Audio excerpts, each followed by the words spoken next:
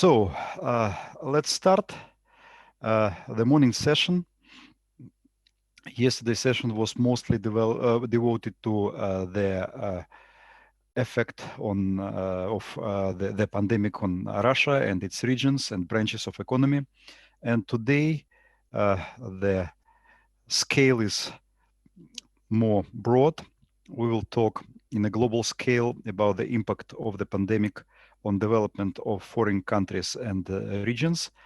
Of course, we are very much interested in the lessons our country can learn from this situation, from this event.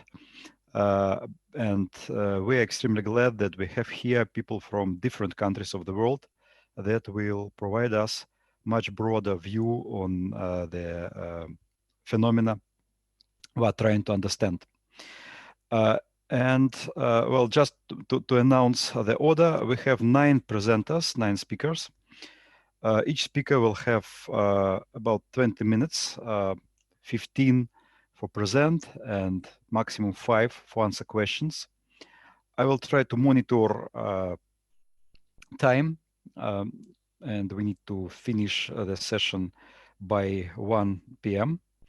The order is already known, and maybe would be better if I could announce in the chat when one presenter starts the next one. So I will do that. And just as being a host, I was asked to deliver the first presentation here. So let me start. The COVID-19 pandemic as a driving force of social and economic development of the countries, typological approach. First of all, an introductory slide. The pandemic is far from the end, so it's very hard to predict how it will continue spreading. Of course, we already see different capability level of national healthcare systems. We see many erroneous results of testing, avoiding or unfortunate diagnosis of COVID in different countries. So it's a big question how far we can rely on official statistics. We see very controversial measures taken by governments. Seems that some of them are trying to imitate the other ones, and not many of these measures are really efficient. We already saw, we understand this, we realize it, the impossibility of simultaneous global lockdown. It's impossible to shut down all the global system and introduce a global travel ban. Still, there are communications, there are movements. There is, of course, a big lack of knowledge on the virus behavior, mutation, transmission from man to animal and vice versa, adaptation to climate, etc. Data, statistical data published by country are inconsistent and not always trustworthy, especially in the less developed countries. What we already realized also is inequality and recognition of human life value of every citizen, and there are sharp contrasts between countries in that. Statistical data, we as researchers know that even if collected yearly, still are not available because we will get, for instance, for demography data only by the January 1st at the beginning of next year. And more detailed data always appear from censuses, which are not so frequent. Current data on dynamics of economy are very volatile. We saw that in spring when there were many forecasts speaking about degree of influence of the pandemic on the economy of the world and of different countries, measuring it in 1, 2, 3% of drop in GDP. So still very hard to predict how far it will develop. And of course, there are a lot of speculations and unjustified forecasts. So the question is, isn't it too early to make conclusions? Of course it is, but there are also some analytical tools which allow us to discuss the depths of the impact of a pandemic on different countries of the world. And from our point of view, this basis may be called the typology of countries, a long-standing research field and theory and concept developed here at Moscow State University. It started in the 30s when researchers and founders of our department at the Faculty of Geography started to thought about classification of countries and trying to understand the general trends in development of countries based on their common social and economic features. It was developed more in the 60s and 70s of past century when the world became more diverse. And it came to its present day stage by the end of past century, and the results were even published not just a year ago. Even Leonid Smirnagin, professor who was for many years lecturer in the course of typology of countries, passed away 4 years ago, but one of his works was published past year. So social, cultural, political, economic basis of typology. This is a complex approach for understand the models of development of the countries. What's interesting when I analyzed the publications of all these founders of the typology of countries theory, nobody of them was writing about the events, about the phenomena like the pandemic. Only global shocks as World War I, World War II, and the Great Depression were taken in consideration. Maybe because even in the world science, if we, for instance, try to recall what Fernand Braudel, the French sociologist, was writing, the pandemics is everyday life, and it's very far from the long history. But what we realize from the current science, from the current publications, this kind of events is also very important. We can refer here to the black swan theory of Nassim Taleb, and maybe that brings us to try to understand the possible influence of the pandemic and the other similar events on the development of the different types of countries. And it's not only the present day necessity. In the history of the humanity, there were many sad events like pandemic, and every time people were thinking that it's the last one. Unfortunately, it wasn't. So we need to think and to understand how this kind of global shock can influence on the country development. Again, statistical bases are well known. We all try to follow the development of pandemic, but still far from reality in many corners of the world. So we will not rely here on statistics, but we think that the conceptual statements which will appear later on in my presentation can be analyzed in detail when we get more precise statistical data. And of course, the most important thing what we observe when we follow news on the pandemic spread and development is that very seldom these data are weighted by population number. So this is more important to understand how the relative variables of the pandemic spread differ from country to country, not only the absolute numbers. Now, one of my analytical slides here deals with the degree of COVID-19 impact by country type. I tried to draw an axis where there are less affected and more affected by the COVID types of countries, and try to allocate different types of countries on this axis. So what is clear now that there are some types of countries which are more affected and the other ones which are less affected by the pandemic. Some cases are very clear. For instance, most developed countries, yes, are more affected. Maybe the situation there is more clear because of more accurate statistical data and more trustworthy official reports. We see how the pandemic affected the left behind countries, the countries which development was not so fast in the near past, like Spain, Portugal, Ireland, Greece. We see also that the pandemic is affecting very much transitional economies like East European countries. The countries of dependent capitalism model, Argentina, Brazil, Mexico, Turkey, Cyprus, also suffer a lot. Why? We will speak a little bit later. Small privileged nations, Austria, Belgium, Denmark, Luxembourg, Netherlands, Finland, Switzerland, Sweden, yes, suffer. Iceland, special case.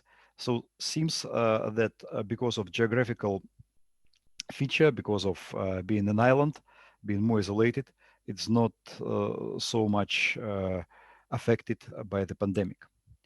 Micro countries, there is such a type in the typology of the countries of the world, mostly Caribbean and Pacific Ocean islands. Yes and no, some of them are very much affected from different points of view. For instance, economy. Many islands, like Caribbean islands, are dependent on tourism. These islands, small islands, live from arrival to arrival of cruise ships, huge ships which bring thousands of tourists to the island, who spend their money, who buy food, who buy drinks, who attend museums, who attend beaches, and who leave their money, which gives sufficient source for everyday life to the inhabitants of the islands. What will happen with these islands now? Very sad. The cruise tourism is nearly stopped. It's a big problem for the big activity in the world, in the global tourism. Paradoxically, just this autumn, the largest cruise ship appeared on the scene, Harmony of the Seas, which is designed for something like 7,000 passengers and something like 3,000 crew members. So where this ship will arrive, nobody knows. Nobody will travel now by this ship. And this obviously will affect islands where it could arrive. At the same time, those islands which were not so much involved in global tourism are not suffering from COVID because they are isolated. They are far from the centers of the virus spread, and they do not receive a lot of tourists every day. Countries involved in international labor division, oil countries, other minerals extracting countries, banana republics, mediators. Yes, they're involved because their nature of the economy is to be linked to the world. That also means movement. That also means trade with the world. And that could be a problem, especially for some goods which depend on demand in countries which economy, in rich countries, which economy is suffering from the pandemic. And on the bottom of this axis, there are some autonomous countries, like China, Indonesia, Iran, Nigeria, Philippines, Bangladesh, Pakistan. Surprisingly, not so high rates. India is a very special case here, so it's highlighted by red. This is the country which not follows the trend. Pseudo-developed countries like Qatar, Oman, Saudi Arabia, Kuwait, Brunei, not so much affected. Resettlement countries like Australia, Canada, South Africa, not so much Israel. The first three because not a very high density of population, huge spaces. The space is a medicine against a fast spread of the virus. Israel, of course, because its size of the territory and very special position on the global scene. And the less developed countries, the poorest ones, the corners of the world, are not so much affected. Just an illustration to what I was saying before. I took from one of many websites dealing with analysis of spread of the pandemic all over the world. The last coronavirus-free countries on Earth, November 13. Most of them are those islands, very distant ones in the Pacific Oceans, except some special cases like Turkmenistan and North Korea, which is mostly the political reason. Now, impact factors. These preliminary analytical conclusion, which factors can influence positively or negatively on the development and spread of the pandemic. Area, large or compact. Which is better? I do not know really, because there are some large countries, large by size, like United States, which are very much affected by the pandemic. And there are some compact countries which are also very affected because of the allocation, because of the other factors which we'll discuss before. Regional structure, uniform or diverse? Maybe when more uniform, less impact of COVID. Maybe not. Again, we could just discuss which is better in terms of vulnerability against the pandemic. Internal connectivity, fragmented, dispersed, or solid. Of course, if solid, more impact. If fragmented, dispersed, less impact. Urbanization, low, high. Low urbanized countries more less affected. Countries with high urbanization rates much affected, of course. Climate, hot or cold, difficult to discuss. There were some speculations at the beginnings of the history, of this set history, saying that in the tropics the virus is not developed so fast, but we see that that's not true. Like in Brazil, Colombia, and other India, in other tropical countries where the virus is spreading very fast. Location, refugiums or crossroads. Of course, if the country is a crossroad, it's more affected to pandemic. Islands and citadels, this is for refugiums. Different kinds of refugiums, being an island or a mountain citadel, saves country from spread of the pandemic. Global mobility, loosely linked or tightly linked. Of course, if loosely linked, less danger of get a big number of cases of COVID. Openness of economy, autochthonous, introvert giants, or globalized. Of course, autochthonous countries, we clearly see it as the case of China, are less affected. Globalized, even dwarfs, small one, are very much affected. Structure of economy, primitive or post-industrial. Of course, post-industrial is very much affected because of different degree of connectivity, communication, mobility, etc. Development level, welfare, poor or rich, or vice versa, rich or poor. I don't know which is better in terms of being protected from the virus. We see that poor countries are suffering from COVID and rich are suffering too. Social infrastructure, healthcare systems. If abundant, maybe more protected, at least more human lives saved. If lack of social infrastructure, big problem and more higher mortality rate. Population, empty or populous, maybe even measured as a density of population. Of course, if country is empty, it's difficult for the virus to spread. Demography, young or aged.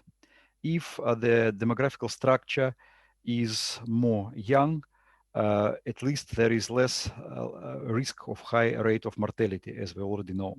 Culture, archaic or modern. Modern culture may be more affected, archaic less. But some cases show us that it could happen vice versa too.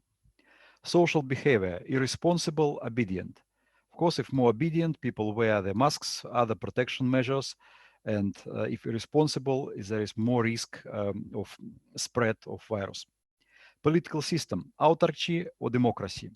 I don't know which is better, because if we analyze even the inconsistent statistic we have now, we see that both autarchic and democratic countries may be affected by the virus. Sometimes we don't get data enough for proof if the autarchy is better. Political structure, centralized or federal? Maybe one of presentations today will explain us more about this, because still there are some doubts. Political situation, stable or unstable? Again, many questions. What we have seen in the countries with social unrest, big gatherings of people, uncontrolled, nobody wear masks, shocks with the police, but we don't see the explosion of virus after that. Disaster incidents, trained or unfamiliar, very important thing. There are some countries which are accustomed to live in the situation of very incident disasters like hurricanes, like earthquakes, etc. So maybe those countries are more trained for shocks like the pandemic. So if we try to bring these theoretical conclusions to more detailed analysis, maybe we will find statistical data and can prove, or vice versa, can come to another conclusion, analyzing each of these statements here. But for me, it brings us to more understanding of impact of the COVID-19 on different types of the countries. Just to prove only one of these sentences, data I got from one of recent publication. It deals with the degree of dependency of the most affected by COVID developing countries. And by the way, see that Russia here is one of these more affected developing countries for the authors of this publication. So they analyzed trade of different so-called critical products, medicines, masks, etc., and realized that most of this very important stuff for these 20 most affected developing countries come from very limited number of the countries of the world, from the European Union, China, United States, Japan, and Republic of Korea. And that explains also the importance of this factor, because if there is a lack of very necessary products, of critical products to struggle and to defeat the fast spread of the virus, the country suffers a lot. We saw that in Russia past spring, when in the first months of the pandemic, price of sanitary masks became as high as a bottle of alcoholic drink, being only a piece of textile. And only then local industry and imports brought it to the normal, more or less normal level. So with this, I would like to thank you for attention. I think that my presentation was just an introductory one for more deep discussion on influence of the COVID-19 pandemic on different countries. And just to finish it with some field observations. These are the US Virgin Islands in the Caribbean, affected by the hurricane, infrastructure totally destroyed. Tourism started to revive after that, but very slow. But still, there is hope, and there is a small poster in the bottom slide saying "Don't give up."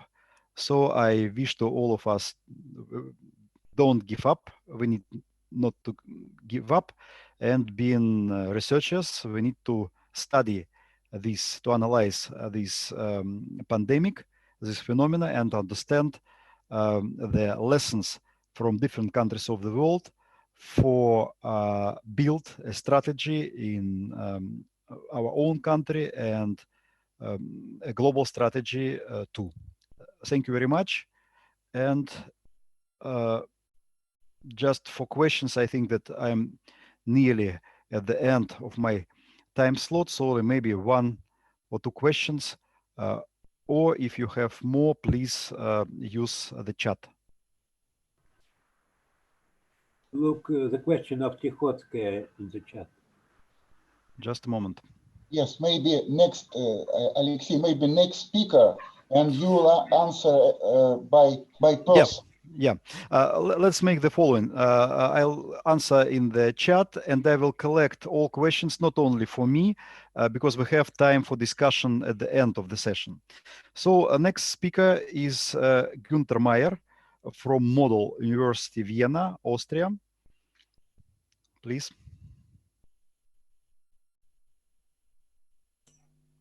Here's my audio.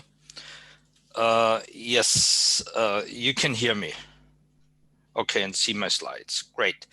Good morning from Vienna, from my home office here. Yes, I want to talk about this topic, who is hit the hardest, and try to take a global perspective of the COVID pandemic. So actually, many thanks to Alexey. This was a great introduction to my presentation, and I'll now try to run through my slides to some extent. Well, yes, when Alexander invited me to this event and to this online conference, I was actually thinking, what should I talk about? And given the background information from Austria, I tried to take a global perspective. Well, we know all the Johns Hopkins University page, the WHO dashboard, and these things. But as Alexey mentioned, they usually report raw numbers for countries of very different size. So for regional economists, this is a distorted view, and so I think we need to look at the data in proper standardization. And in my presentation, I want to focus on the development of the pandemic, not on the implications. Why? Because I think for talking about the implications, it's still too early. When you look at this graph here, you see the new infections go up and still go up. So we are although some countries show peaks and drops, globally we are still on the rising part of the pandemic. I'll have 4 parts in my presentation that you see here at the bottom left. Well, in terms of context, I think it makes sense to take a quick look at who are we dealing with, and these are viruses. So these are, as I found a quote here, organisms at the edge of life. So it's unclear whether they are alive or not, but they have no reproduction, no cellular structure, no metabolism. And so this virus, that's my conclusion, this virus is not tricky, it's not mean, it's not perfidious, it doesn't have a strategy, has no behavior.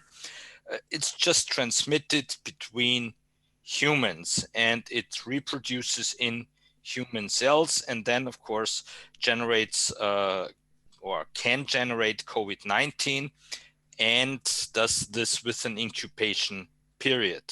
And these very simple facts, they just are behind the mechanisms of a pandemic.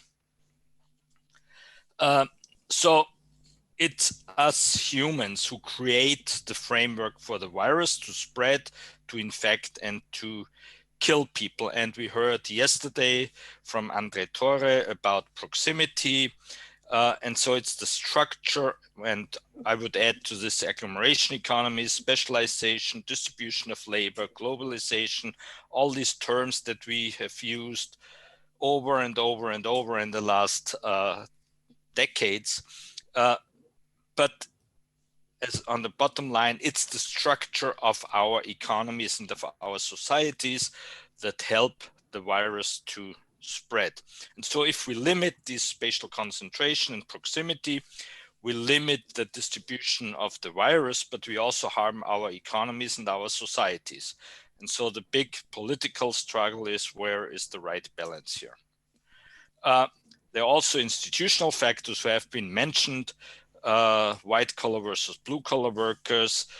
There are big differences between countries and social systems, whether workers can report sick without losing their job, whether workers have mandatory health insurance, or whether they fear when they go to the doctor to get a very high medical bill and things like that. And so how strict are the quarantine regulations, and so on and so on. To some extent, in the discussion, just as a footnote, I think that economists would be a good addition to some of the crisis teams, because they understand better the behavior of humans than some of the colleagues from the medical disciplines.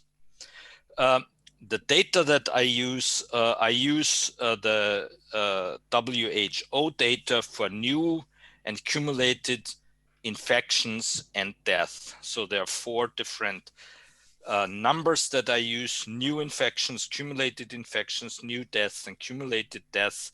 And I use this, I downloaded, I should say, the period from, or the data are from January 1st to November 9th when I downloaded the data.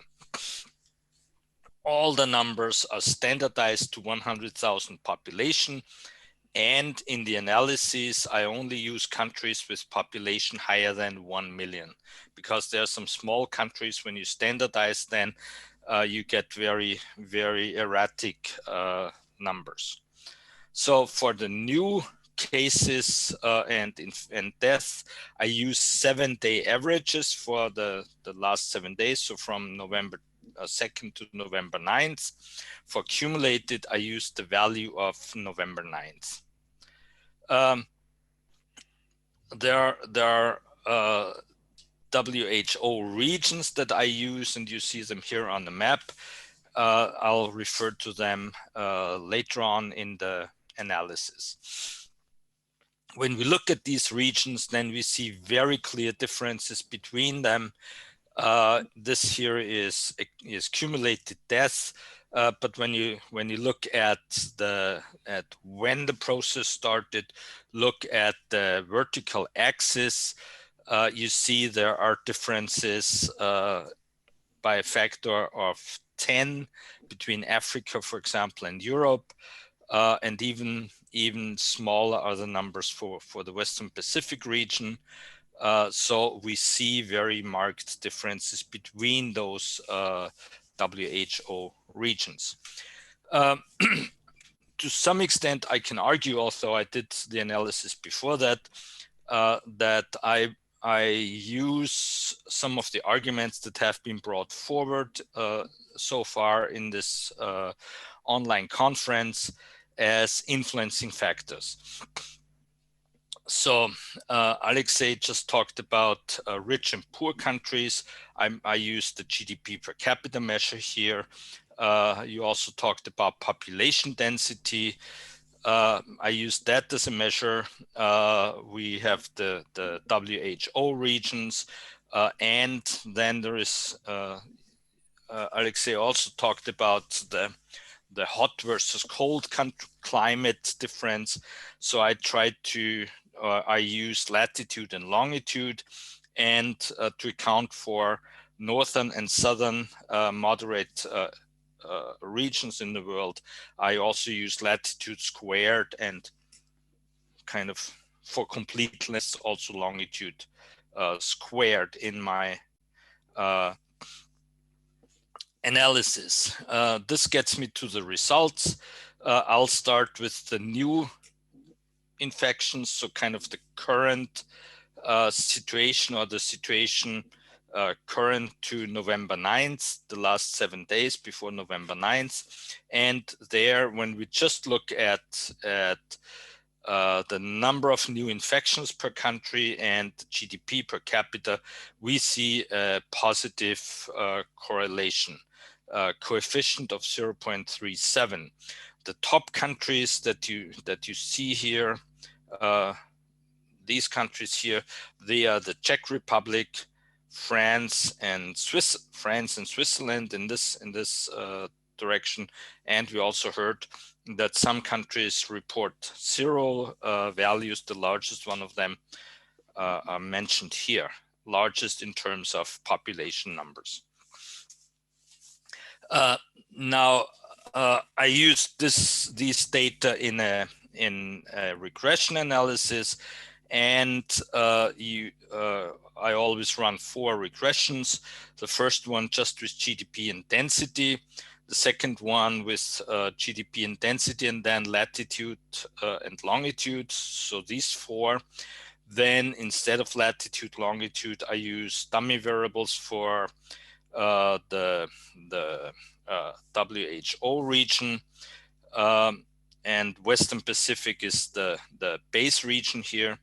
And then I use the regression with all of them. And so what we see here is that when we just use GDP per capita and density, we get a significant result, but that then disappears when we take into account some of the other factors. The same for new deaths. The relationship is smaller here, and also the GDP per capita is less significant, and then it becomes insignificant. What we see here is that latitude, longitude seem to play a role here, but also that there are some marked differences between the regions, and interestingly that the Americas actually have a negative coefficient in terms of the new deaths. But keep in mind, this is just the last 7 days. It's a very short-term perspective. Now let's turn to the longer perspective. That's the cumulated infections. And there we see a clear and relatively large positive correlation that's even more pronounced when we use a log scale here. And the top countries that you see here, these are Belgium, Kuwait, Israel, and Panama. They have the largest accumulated numbers of infections per 100,000 population. When we turn to the regression results, now we see that GDP per capita is significantly positive throughout all our estimations. So this effect of GDP per capita does not disappear. So richer countries are more affected, have higher numbers of cumulated infections per population. We see some results here, some significant results here for the dummy variables for the regions. The cumulated deaths, a similar picture at the lower scale.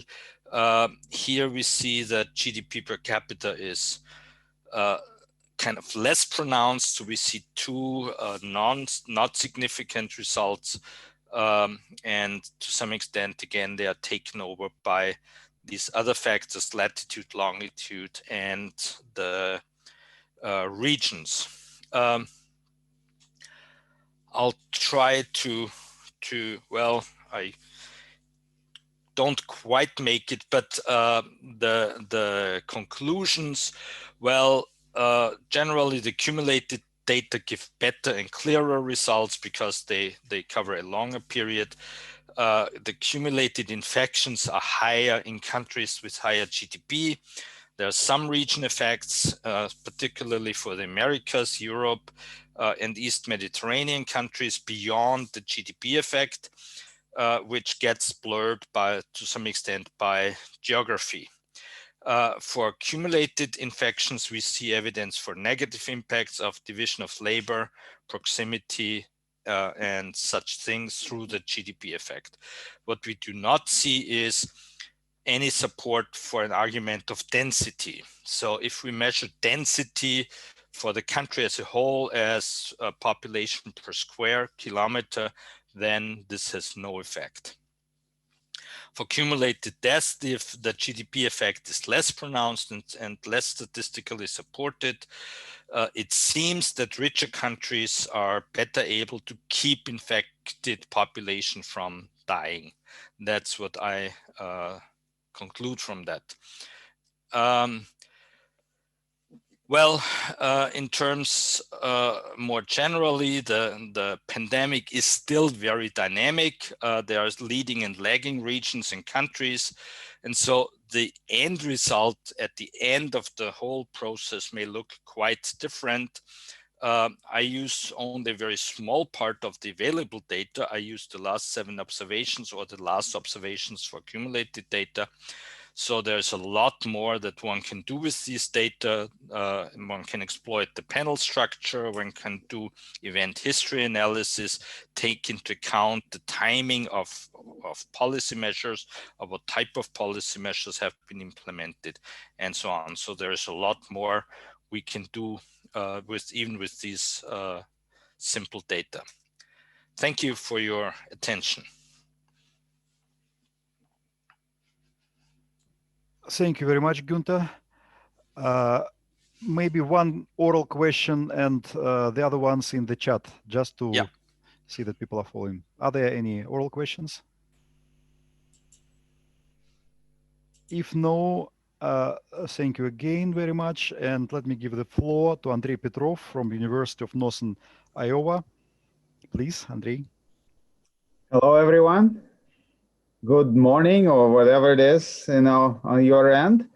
So I'm very happy to be here, and it's a great opportunity for me to share with you some of the results or preliminary results we have on the tracking COVID-19 pandemics in the Arctic. So I'll try to share my screen, and it's there, right?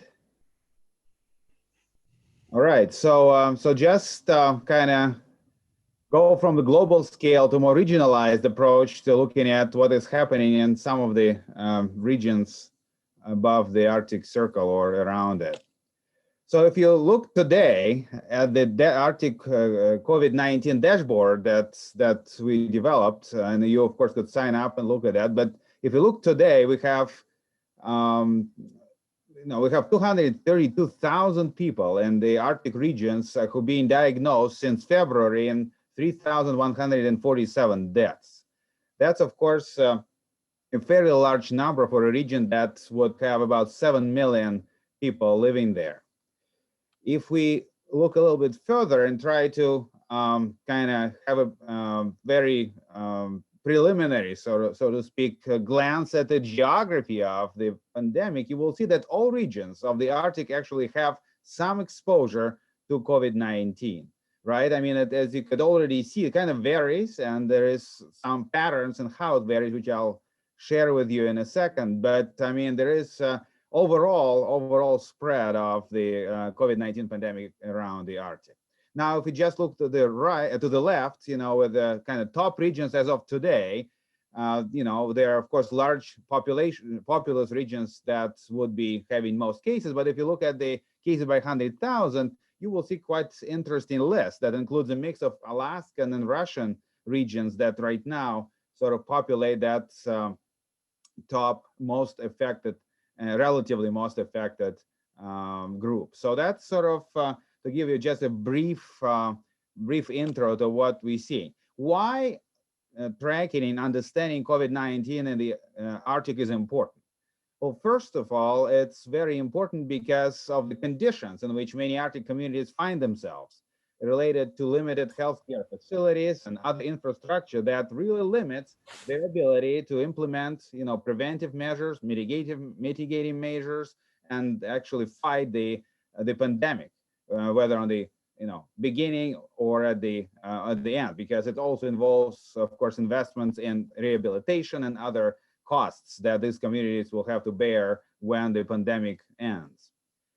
On the other hand, I don't need to convince anyone here that Arctic population often demonstrate higher rates of hypertension, diabetes, heart disease, tuberculosis, and other comorbidities that typically exacerbate the impact of the COVID-19 and of course create additional issues for those populations who have those conditions.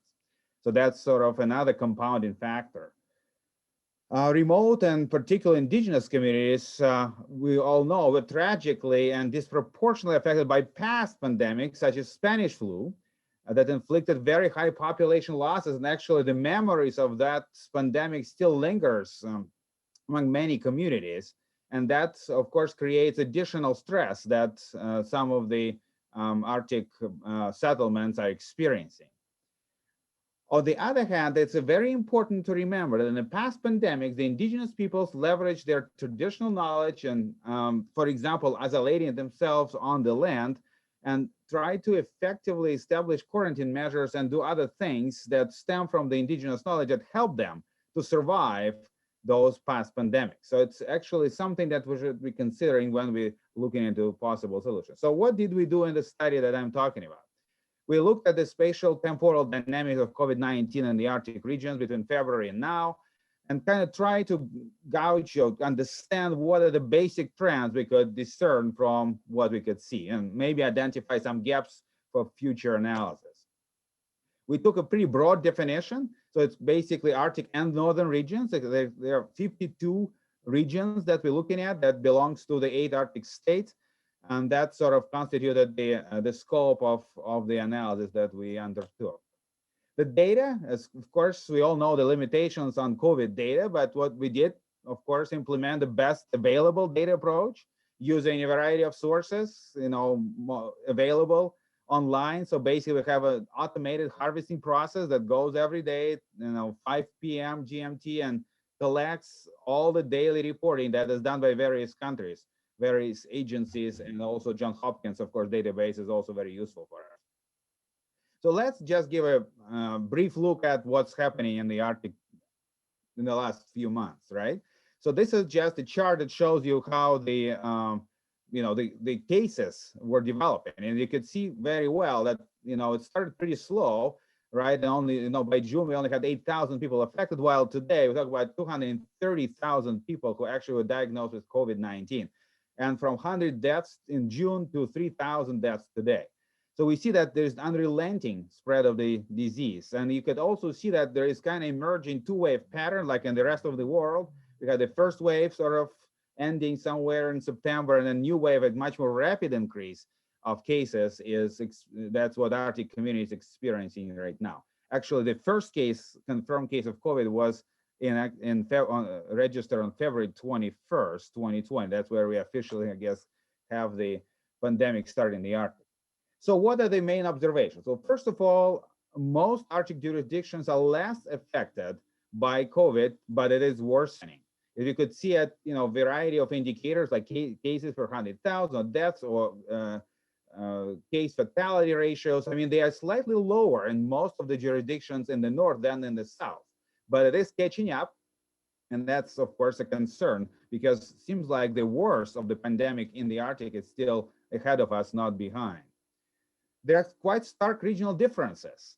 I mean, you could see these are northern regions of the Arctic countries plotted for cases per 100,000, and you will see that, there are quite changes, and especially in the second part here, in the second wave, Alaska and Russia are really going up really rapidly. Which is, of course, a concern. If we look at the death situation, right, I mean, we see that, again, the same leaders, like Alaska and Northern Russia, but also Sweden. And Sweden, of course, is an interesting case of different approach to handling the pandemic, and they've been having very high deaths per 100,000 for a while. So, but again, it's sort of flattened now, which is very interesting, while in other jurisdictions, it's rapidly increasing. The case fatality ratio is actually in decline like everywhere else. I mean, it's mostly related to better testing, but at the same time, we see that some jurisdictions are decreasing faster and others are decreasing slower, which of course tells us again that there are quite pronounced regional differences in how the dynamics is taking place. So if we try to look at all of the regions together and kind of understand whether there is any typologies or patterns we could look at. So we're looking at both cases and deaths in those jurisdictions. Well, I mean, what we could discern now is that so far we have 4 types of dynamics, of spatial-temporal dynamics of the COVID-19. So there are countries and jurisdictions that have a kind of shockwave pattern that have, had a really large spike in the beginning and then kind of a really flattened at the end and had a second wave, like Iceland, for instance. And they are, of course, a lot of them had very strict measures in summer and implementing them right now as well, so that they curtail the pandemic very fast. There is a tidal wave pattern that we find in northern Russia and Alaska when there really was unrelenting pandemic. It never really declined too much, and it's sort of continuing on like a big tidal wave. There's a prolonged first wave, which is Sweden, and Sweden really kind of, again, had very different approach to things, how they deal with pandemics. So they are really having this one big wave, but it's not as pronounced or not as prevalent as in the tidal wave pattern. And finally, we have isolated splashes, which include the regions like Greenland and northern Canada. They really have very few cases here and there. They actually big outbreak right now in northern Canada in Nunavut. But nonetheless, this is sort of isolated places that have very few cases and very few deaths. So we could see, if we actually zoom in into Alaska for a second, we can see how kind of is a diffusion from the core to periphery. So Anchorage, of course, started earlier to have cases, as you can see here, and then throughout summer increased, and then now it's fully in the second wave. While other regions like Bethel or Denali, more remote regions, really hadn't been on lockdown for the first half or first wave of the pandemic, and now, of course, they're catching up, mostly because of travel that happened during summer. One of the particular cases in Alaska is actually commercial fishing outbreak that happened in the salmon fishing communities in July that sort of exacerbated that pattern.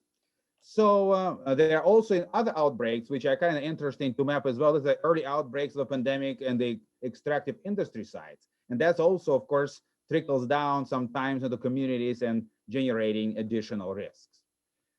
And the last part is, which we're not going to talk too much, but it's actually the mobility. Mobility is another important factor. And you can see kind of this pattern here. So we have the cases and we have mobility patterns among jurisdictions that, the outbreaks or the increase comes maybe a couple of weeks after the mobility spikes and increases, we have an increase in cases. So that's an interesting thing in itself to look.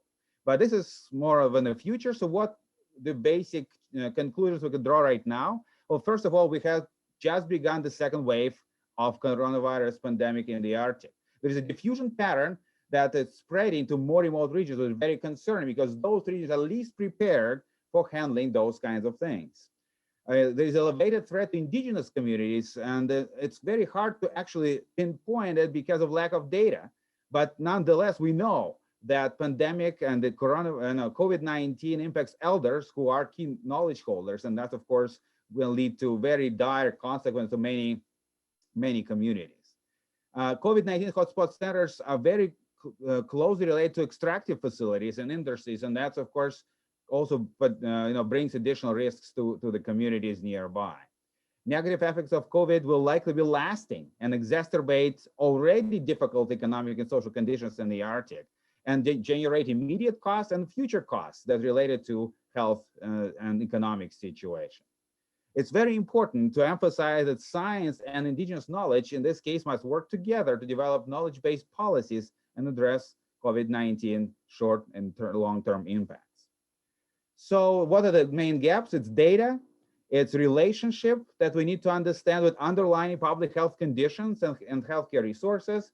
We can look at, need to be looking at disaggregated data sets wherever they're available, of course. We know it's small populations, but in some places we could look at that and understand better what's happening at the community level. illuminate difference between urban and rural, indigenous, non-indigenous, groups, or various genders and age groups, of course, and look at the hotspots and outbreaks to try to understand how they actually impact the rest of the communities, and systematically assess the impacts of anti-epidemic policies and measures, as well as change in mobility and response. But very importantly, and I know Peter Scholl is going to talk about it, about indigenous knowledge, how we could, again, work together, science and indigenous knowledge, to fight this terrible disease. So you guys are welcome to access the website, arcticcovid.uni.edu, with all the data sets for the Arctic, and I'm happy to take questions. I have to apologize that maybe I will not be able to stay all the way to the end of the session, because it's 2 in the morning right now here. So, you know, I might just fall asleep at my desk. But anyways, thank you very much. Thank you very much, Andrey. We are well on time, and if you have oral questions, please. We have time for at least 2 of that. No questions? May I ask a question? Please, sorry. please. Andrey Krivorotov. Andrey, thank you very much for a brilliant report. I do appreciate that. And I do appreciate you taking your time at far above midnight to do this. Andrey, just a short question, which is very important for me as an economist. Have you tried to identify any correlation, if any, between, for example, the gross regional product per capita and the mortality ratio, or the number of cases and stuff? I mean, trying to identify correlations between the economic development and the cases. Thank you. Yeah, thank you, Andrey. I mean, good question. I mean, we are working on the vulnerability index, and that's part of that work. So we haven't concluded anything yet. So it will be my next report, I guess, when we gonna talk about it. So, but yes, it's a direction we are going. So now, kind of from tracking to more understanding of the factors and other things. So, yes, but right now, unfortunately, I don't have any insight in that. Thank you. Thank you, and good luck in for the studies. Thanks. More questions? Okay, thank you, Andrey, once again. And the next speaker is Peter Skold from Umeå University. Please, Peter.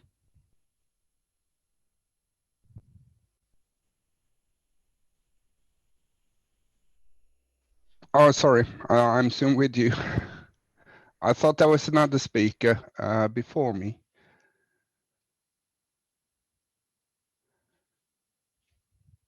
Let's see.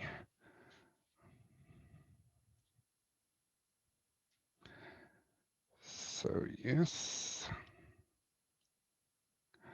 Are you with me on the screen? Excellent. Let's see. Maybe I should start my video as well. I will speak as the historian I actually am, and I will address the more long-term perspectives on this pandemic we are facing right now. And my argument is basically that we can learn quite a lot from previous epidemics, not least in the Arctic, where I have a special concern, but this is actually a general argument.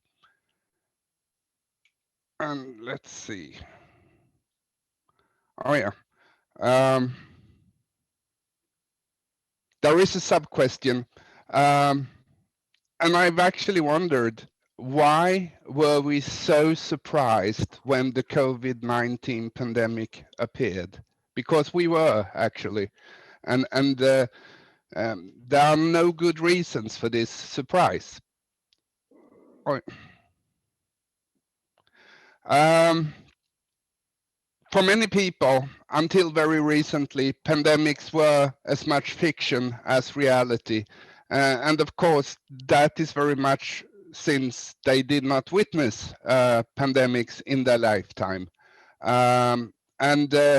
All they had a knowledge base around was what they could see possibly in all these films, for example. This is a picture that I have showed on quite a number of conferences and presentations as the final slide of presentations over mortality patterns and epidemics throughout history. And I have reminded people it can happen again. I don't think many people have believed me actually when it comes to their own situations. So let us then just remind ourselves about this historical perspective. And during the past 200-300 years, there has been, especially in the western parts of the world, a demographic transition, sometimes called the epidemiological transition as well, taking more components than births and deaths into consideration. And we can see that mortality has decreased considerably over these centuries, from a very high mortality in the 18th centuries and before that, of course, and then over the coming centuries to a much, much lower level. And the big reason for this decrease has to do with epidemic mortality, which was the dominating cause of death in the 18th and 19th centuries. But it has decreased considerably in the Western countries. I use Sweden as an example here, but it's actually true for most European countries and the US, etc. And the predominant epidemics or causes of death during these centuries was smallpox, for example, and cholera and the Spanish flu. I will get back to them. What we should remember when we look at the Arctic is that this is a very complex region, and they actually suffer from what we could call the double disease burden, because they are still to some extent in the phase where epidemic mortality is very high, relatively seen today. But they are also stuck with a mortality pattern and a health situation that is not so much, well, it's also lifestyle caused causes of death. So they have the double disease, they have the infectious diseases, and they have the other factors that comes into the transition pattern of what we called developed countries to some extent. And when I say that epidemic mortality is higher in the Arctic, we can look at some cases here. Canada, Greenland, and Russia all illustrate that tuberculosis has much higher cases and mortality than compared to the rest of the Western world. Greenland is a striking example with 200 cases per 100,000, while the mother country Denmark only has 7. And there are many reasons for this that have to do with living conditions and epidemiological patterns, etc. In the 18th century, smallpox was the great killer. It was not one pandemic or two. It was actually a disease that was both epidemic and endemic because it existed all the time in different places. So locally it appeared, of course, in epidemics, but at the nation scale, it was endemic. People died every year.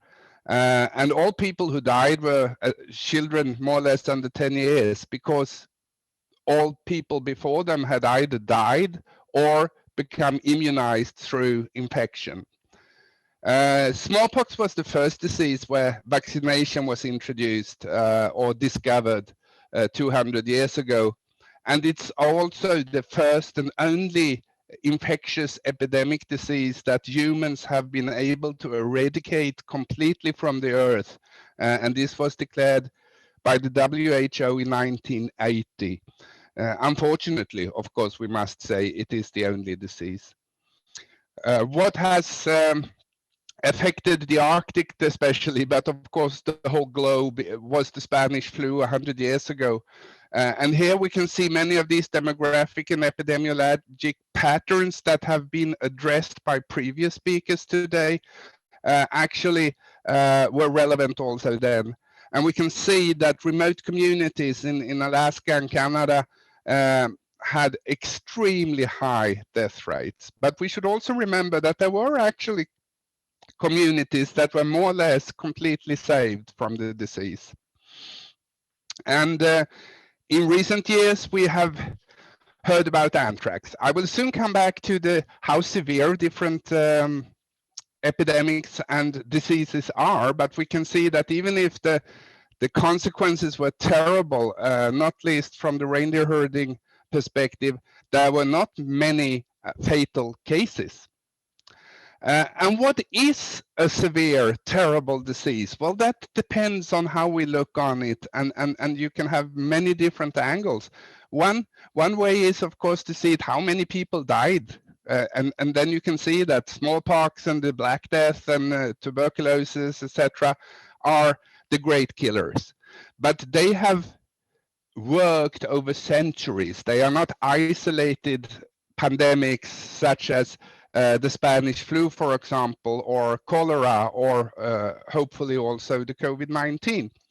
You can also see how infectious or how strong the virulence of the disease is by looking at infection fatality rates and how many people of the infected actually die. And then we can see that COVID-19 is relatively seen not a very fatal disease, even if many people die. There have been much more terrible cases, and they are remembered, not least because of that. I will now very quickly run through a number of lessons we can learn from history. Each one of them could be developed into a lecture of its own, so excuse me if I'm hasty here. First, to remind you that the Arctic is a very heterogeneous region with great differences when it comes to many factors, which makes it difficult to speak about the Arctic as one and the same many times.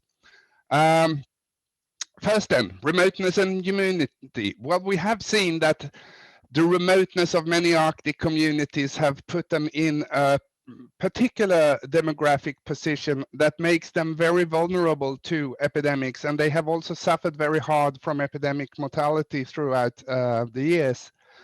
But there are also places, thanks to the remoteness, who have been saved. The epidemiologic transition is, illustrates very well how vulnerable the Arctic is to these pandemics. And this is very much due to this complex high-level mortality that we witness today, and that has been the case also in historical times. Another lesson we could easily see from history is how important the epidemic pathways are and what we can do to try and control the spread of the virus. And we have many very interesting examples throughout history here. Indigenous peoples, as Andrey mentioned, have a special place in the Arctic, and they very often live in these isolated communities with high risk of infectious pandemics. But we have also these cases of indigenous knowledge being practiced to prevent the spread of the epidemic, and it has been very successful in historical times. We have a lot to learn from indigenous knowledge. Healthcare organization is a key, and we see today how difficult it sometimes is to achieve an equal health care in the remote areas and in the Arctic areas. And there is certainly a need for improved pandemic preparedness plans for the future.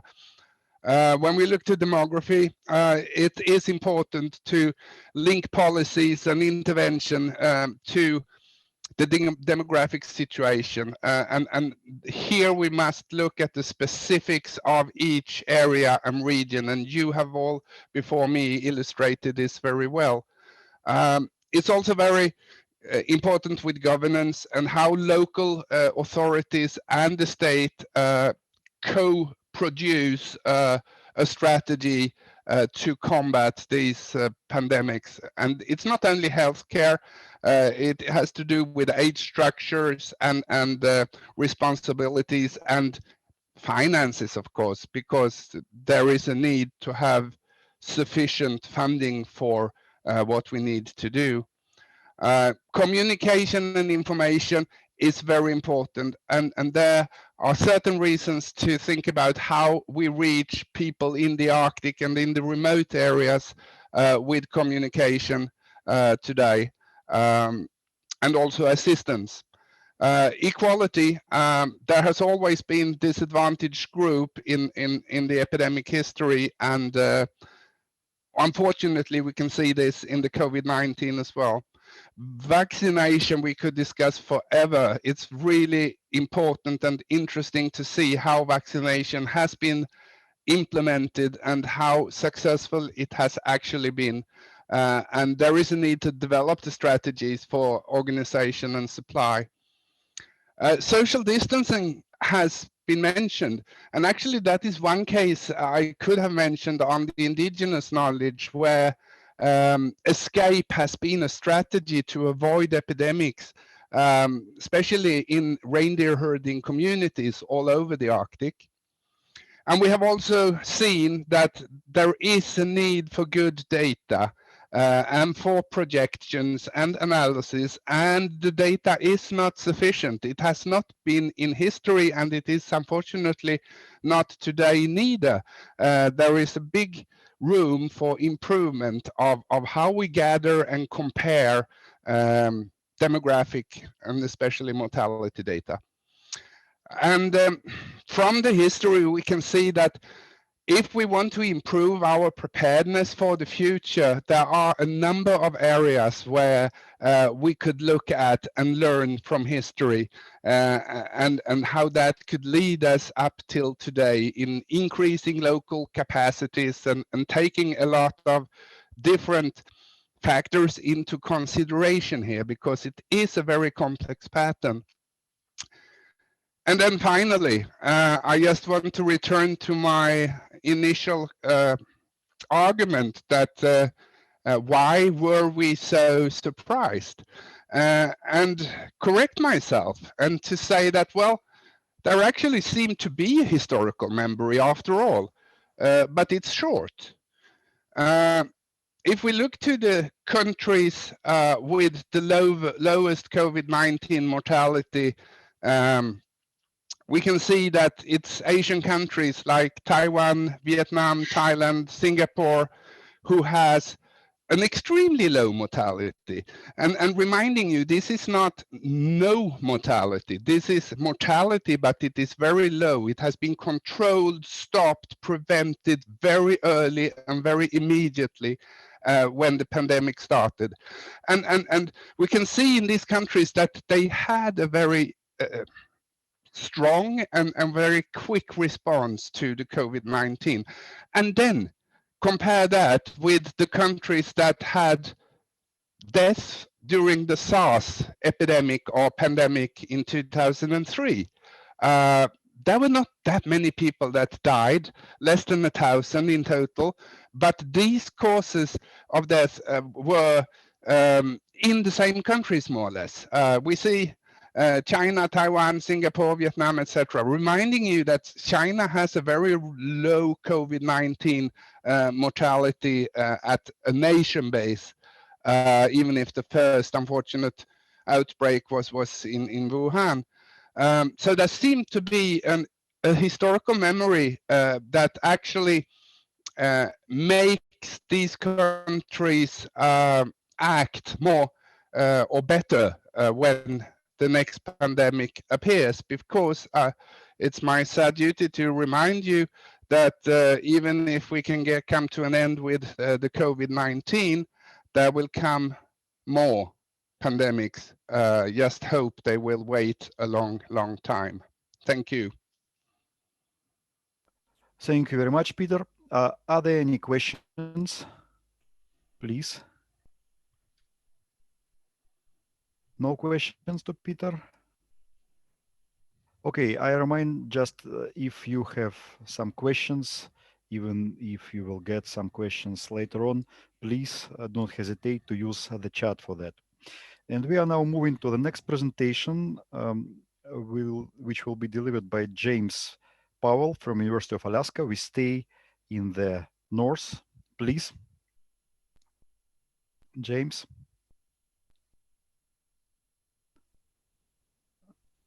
James, are you with us? Yes. Yes. Nice. So go ahead, please. There we go. Yeah. Good evening, good morning, good afternoon.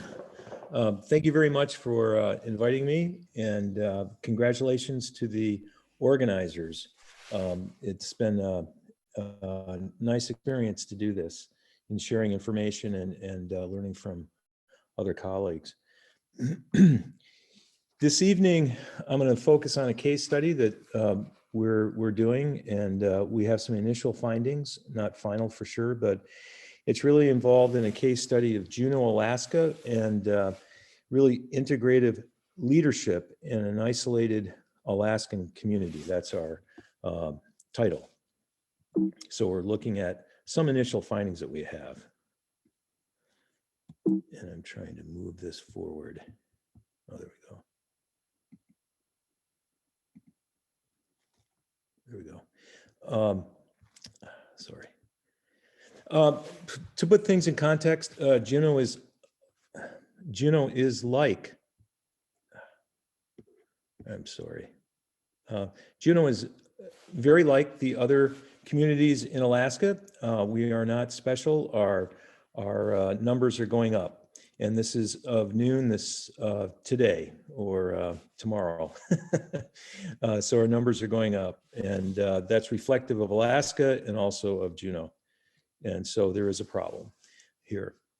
So the research question is, how is Juneau, Alaska? And we're an isolated community. We don't have road access. We only have air and water. How are we responding as a community? So our case study approach involved collecting data in 3 different ways: individual interviews of decision makers and experts, about 61 of those, and we surveyed the neighborhood associations, which is really those are self-organized groups that are sanctioned under the city. We got 30 or 56 respondents there, and then a convenience survey that's currently underway. So we really, that's our database that we've looked at to investigate that question.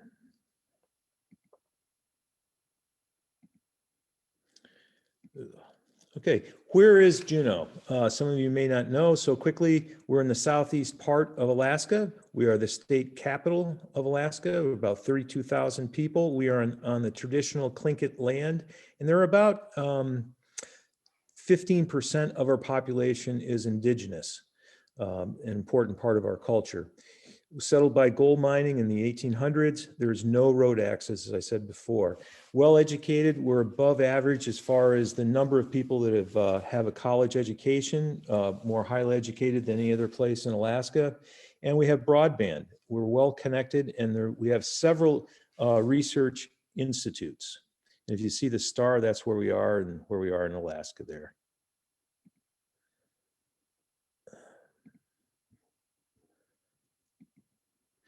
So to go to how we went about this, because we can't look at everything, it's a year grant, so we had to be focused. So we focused really on government, economics, some aspects of economics, the healthcare system, and indigenous people, and we had one federal government employee. So that's the range, and those are the numbers of interviews that we took on. So before I get into the findings, and maybe you could consider this a finding, is we are structured differently in the United States compared to other countries. We have this thing called federalism. It's a separation of local, state, and federal authorities. And our local governments under our state statute gives a lot of authority to cities.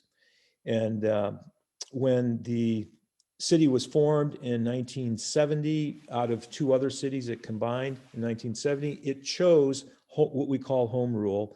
and it maximized the authority allowed under state law. So we can tax ourselves, we can do a lot of things, and we have a lot of responsibility.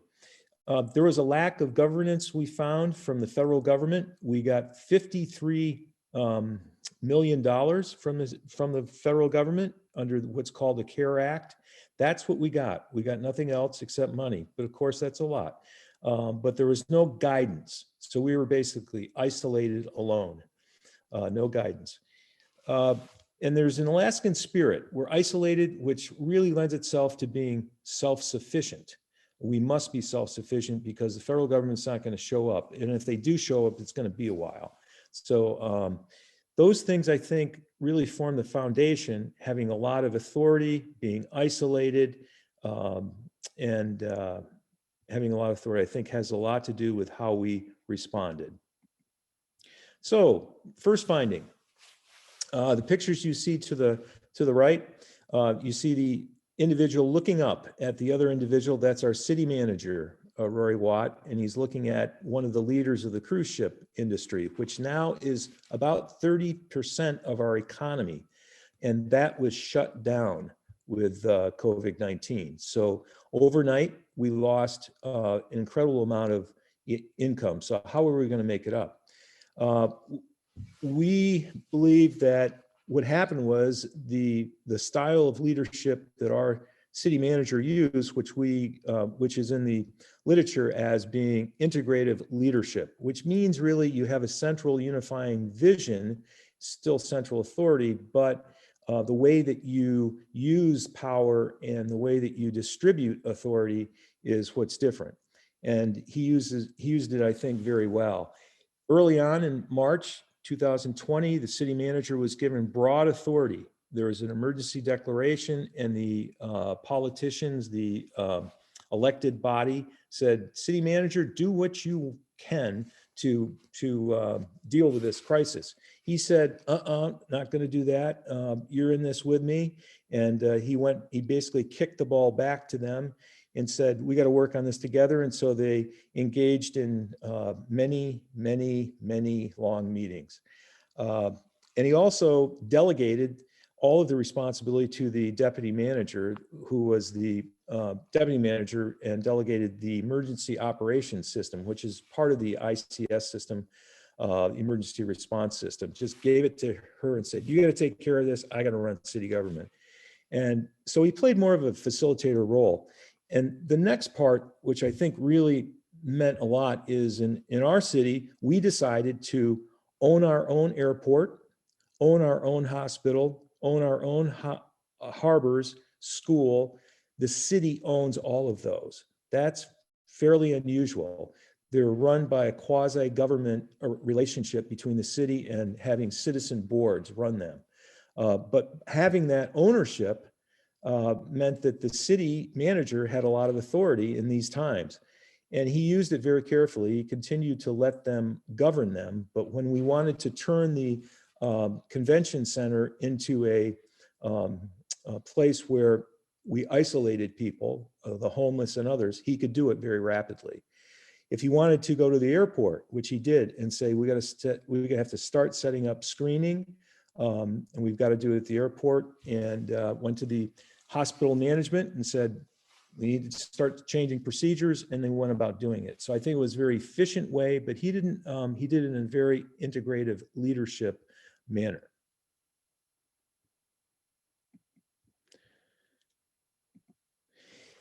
There was integrated leadership, and there was a communications crisis. The deputy manager said, this isn't just a healthcare crisis, it's a communications crisis. And she was right. It was reflected in the fact that they moved from a half-time position for public information to 8 people. That's an incredible increase in any organization. So they got right onto their websites and put dashboards together, dashboards being a concentration and summary of information that's very visible and very easy to read, trend information, those kind of things. Daily reports, the city manager decided to report to the community every morning early. And so the community could rely upon information. And that was really important because there was all kinds of information coming out from the federal government, state government. There was a lot of confusion about what a fact was and what the science was saying. So that was really important. And I think it's reflective of how important it was, and he later talked about it, is that he didn't get a lot of calls. So he basically preempted the calls with a morning, how are we doing kind of report to the people. On to the right here, you see the dashboard that was created, one part of the dashboard. Yellow, and then as you go up from the bottom, it gets more severe as far as stages of awareness that we have to be. We're in the pink right now. We're almost to the top. But if you go across, and they developed these over time. It took a long time for them to get it right. But as you can see, it really relates to what the public wants. What about mask wearing? What about social distancing? What about large gathering? What about restaurants and bars? Those kind of things. So it was really important. And then the city officials, the political elected officials, went all to Zoom meetings, and that's a case study in itself. And being on a elected board, but only being able to talk to your other elected officials by Zoom. So anyway, there was a communication crisis. That's what we thought we really had to find. And this is another shot of another part of their dashboard, and that goes up every day. And so you have the positivity rate, you have the number of new cases, you can go right to it, and it's local and it's there and you know what's going on. Really important in crisis that stuff is reported, that we're finding out.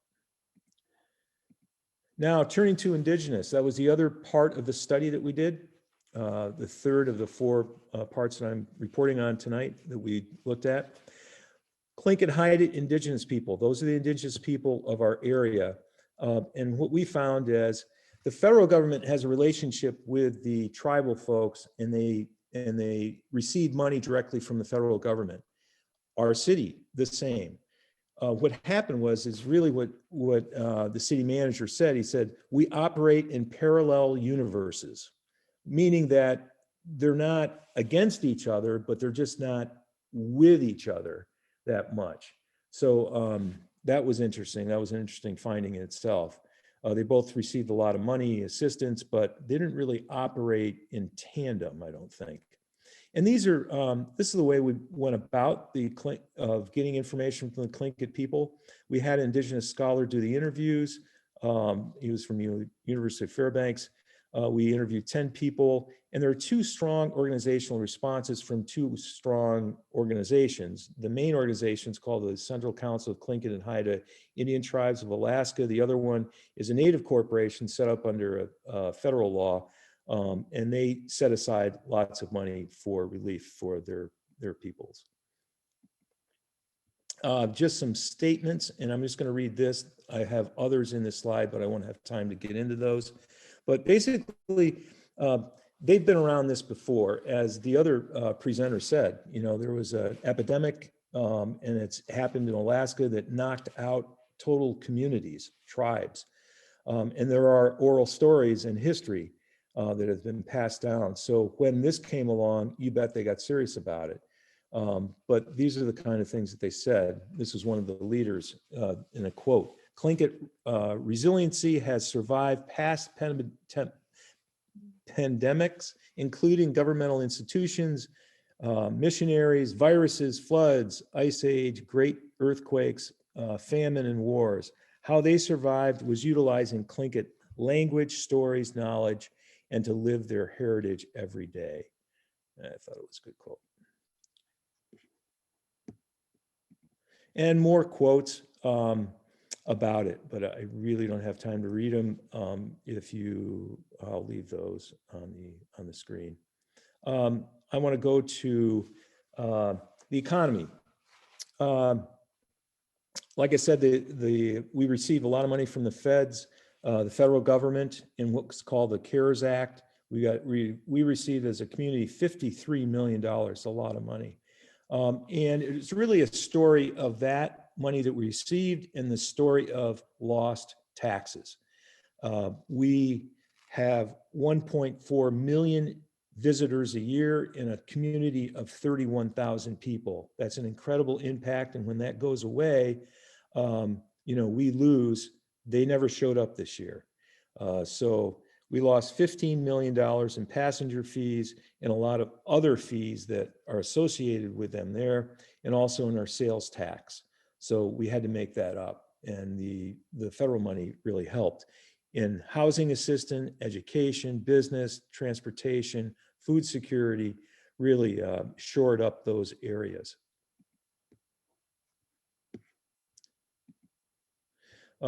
Other pictures of how dramatic our front yard gets with these huge boats, and then how vacant it looks without them.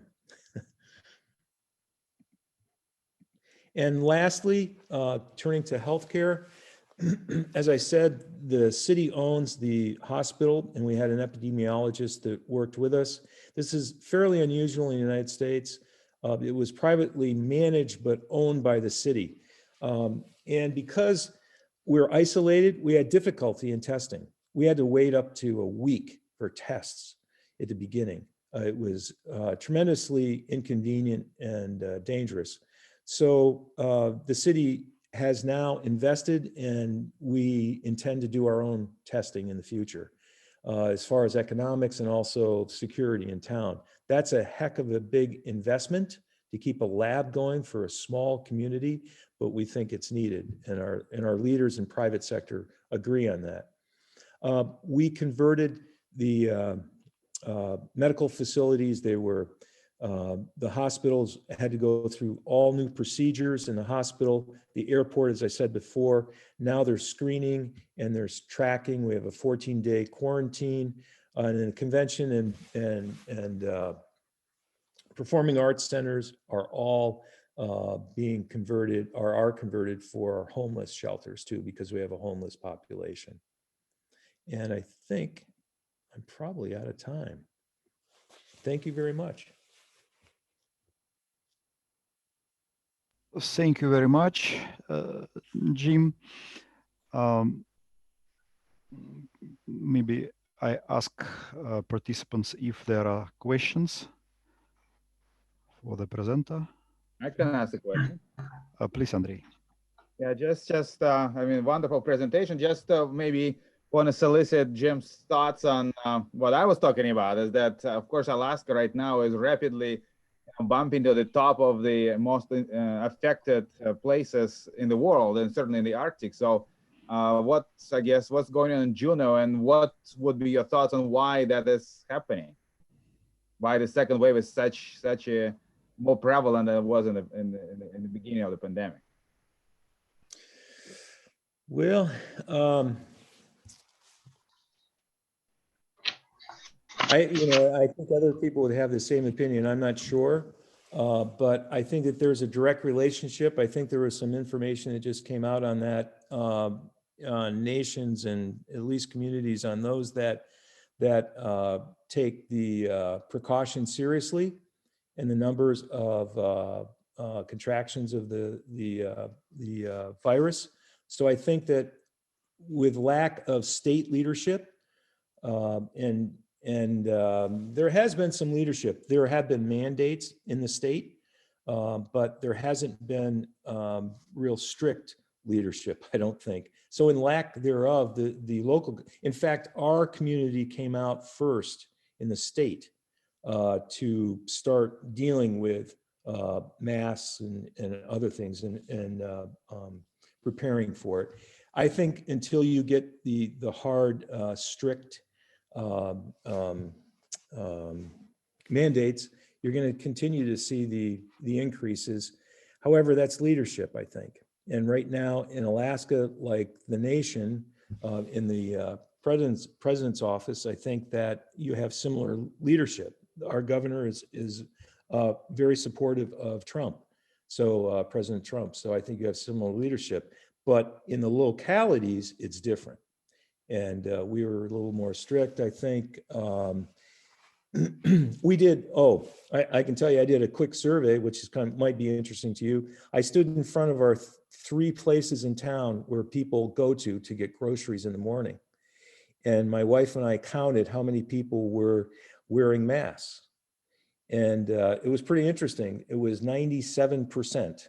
And that was right after the city had a directive. But until they had a directive, it was probably I didn't do it then, but just casual observation, it was probably more like 60%. So I think it went from 60% approximately to over 95% because the city came out and said, you should do this. So I think leadership does matter. And until we have that kind of leadership, I don't think that they're looking for leadership. I don't think you're going to see, I think the numbers will increase. Okay. Thanks for the question, Andrey. Good to see you. More questions to James? No? Thank you very much. And now we switch from north, from global north to not global south, but to Mediterranean. And I'm pleased to give the floor to Federico Camerin from the University of Valladolid. Please, Federico.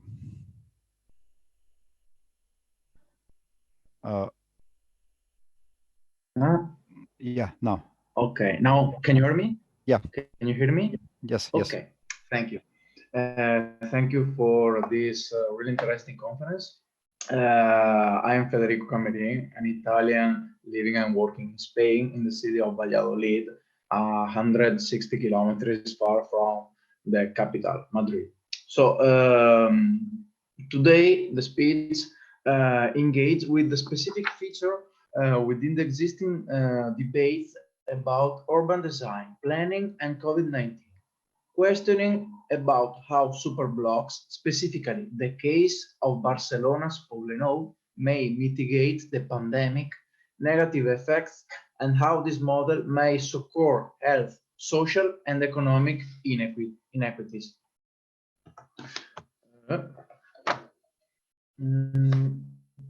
Okay, so this brief presentation will explain this concept and then the application of Superblock in a specific former industrial neighborhood in the city of Barcelona, in the Mediterranean Sea.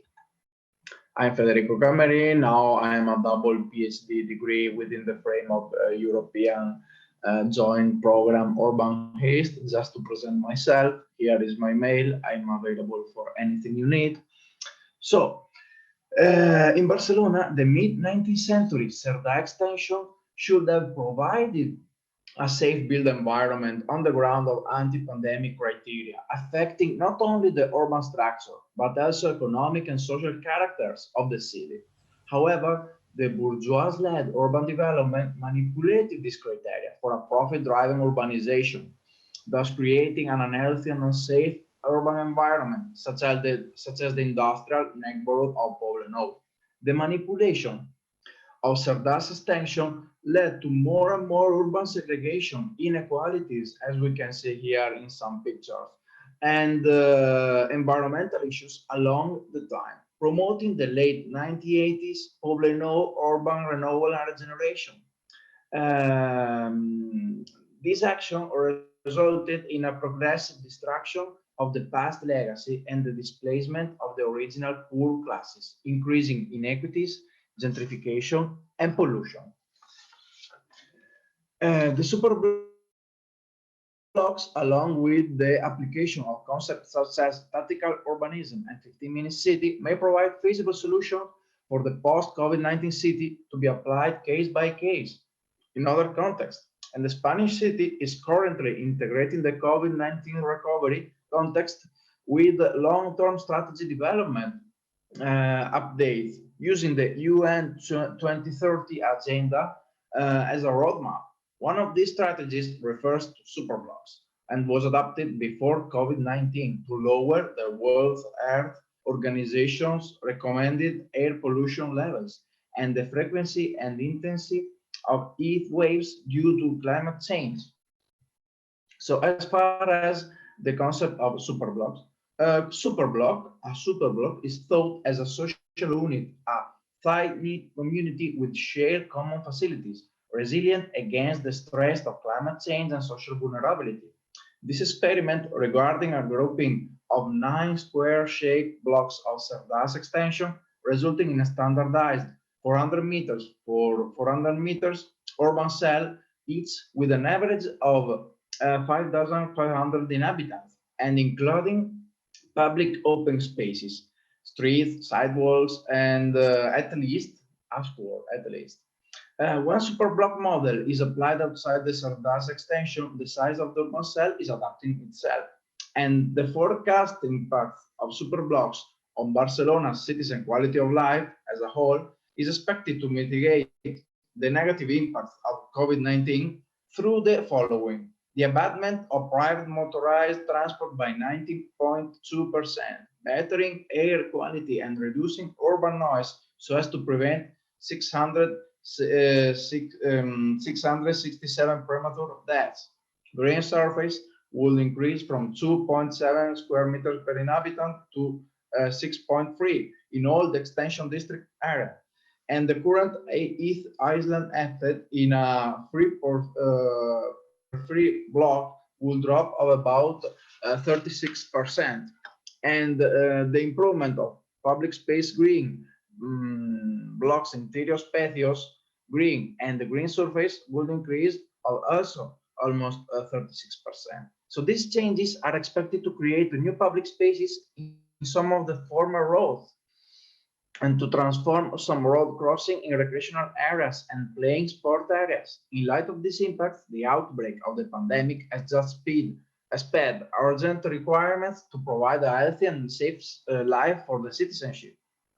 So the case study, the first application took place in 2016 in Poblenou to create an egg-borrow unit comprising Badajoz, Pallars, La Laguna, and Tanger streets. Poblenou is located in the northeastern part of Barcelona and was recognized as a fundamental pillar of Spanish industrialization. Currently, this area comprises 5 neighborhoods belonging to San Martín de Provençals district for a total population of about 92,000 people, and almost 600 hectares of surface, which has been affected by a total of 2,000 coronavirus cases until 15 October 2020. So, how Poblenou could be a game changer in contrast to the pandemic? This section, which I present now, has been the result of an analysis that I made during the last month of a desk research activity together with a field work in September 2020, based on 15 residents and 15 non-residents interviews, a statistical reference sample indicated by a local association, as I couldn't fly, not going to Barcelona due to COVID restrictions. I must have to do it online. So the renewal of the existing environment during the quarantine and the slow reopening, all interviews value positively the new urban environment features, as they have strengthened the sense of community, security, safety, and well-being, plus the necessity for Barcelona to invest on a public health-friendly urban design. As confirmed by the survey conducted in the late September 2020, the implementation of superblocks have thus effectively operated on health and socioeconomic inequities during COVID-19 pandemic for the following reason. So the superblock can guarantee a better environment, as shown by some studies during this year. Long-term exposure to ambient air pollutant concentrations is contributing to chronic lung inflammations, a condition that may promote increased severity of COVID-19. Reducing the population reliance on cars has been a fundamental to enhancing Barcelona's livability and would address environmental challenges which contributed to lower life expectancy and premature deaths. The measures adopted in Poblenou, reducing the tendency to drive and thereby encourage the use of bicycle and public transport, thus improving mental and physical health associated with lower levels of pollution and traffic. Secondly, And the superblocks play a remarkable role in mitigating the negative effects of density in the post-pandemic environment, shaped by the preoccupation to keep people physically distanced. The Poblenou superblocks take on these issues of density by cutting space for private vehicles, incorporating new walkable spaces with well-connected streets, providing easy access to shops and services, and making public spaces friendlier for residents and city users. By doing so, the application of Superblock increased the sense of community and the social sustainability. Even during the lockdown, improving the performance, flexibility, and durability of the spaces individuals and families could occupy, respecting the social distance. Then, despite the local residents' worries about the price increasing as a direct result of the improvements, it has found that at the end, Superblocks did not change anything in the price of houses. And moreover, the new Catalan law of September 2020 on rent containment in housing contracts is controlling now the prices so as to not increase disproportionately. Then some governance issues are on the desk to the local administration, as Superblocks require considerable budget availability to expand them in the entire city due to the high cost of implementation. Poblenou implementation costed around 3.5 million euros, while the amount spent for another in Sant Antoni neighborhood rised up to 8 million euros. Then the lack of open debates. The launching of Superblocks was accompanied by open debates with citizens, but the first one wasn't. So there was a problem with population due to the lack of communication. Thirdly, the overlapping of Poblenou unit to the existing built environment implied the mobility system incoherence when it changed the traffic flows. And no underground parking replaced the remote parking tools. As far as the open debate and the lesson learned, we can see that worldwide, cities have tried to adapt urban design, reclaiming public spaces for citizens, rethink location of essential urban function, reduce traffic, and enhance cycling facilities as part of the tactical urbanism movement. So here there is a very application of this tactical urbanism movement. And Barcelona participated also to the constitution of the Global Mayors COVID-19 Recovery Task Force in July 2020 to improve public health, reduce inequality, and address the climate crisis in Barcelona and other 39 cities, among which there is also Paris, in which Barcelona and Paris share some of their ideas with the application of 15 cities principles and Superblock.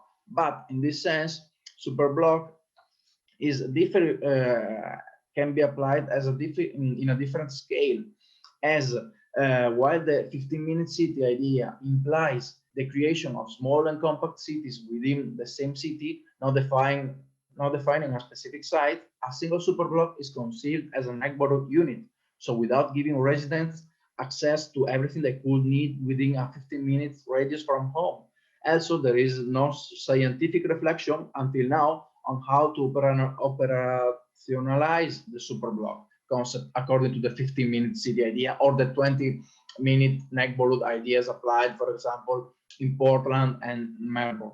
Based on a simple Google Maps query on Barcelona's Poblenou, it's possible to find that the 15-minute average walking span reaches 1.2 kilometers, corresponding to 3 Superblocks, and the average 15-minute city cycling span reaches 4.4 kilometers, corresponding to 11 Superblocks. While having similar principles, a single Superblock's intervention scale and the 15-minute cities one are quite different. Now I think I'm running out of time, am I? To conclude, Such operation required a bottom-up approach with a previous citizens' consultation to properly foster innovation and social progress. More residents and non-residents demonstrate willingness to modify their behavior and perspectives in order to make superblocks work efficiently. This element, along with governance transparency in dealing with such transformations, would ensure a fair use of resources and would accelerate the superblock implementation. The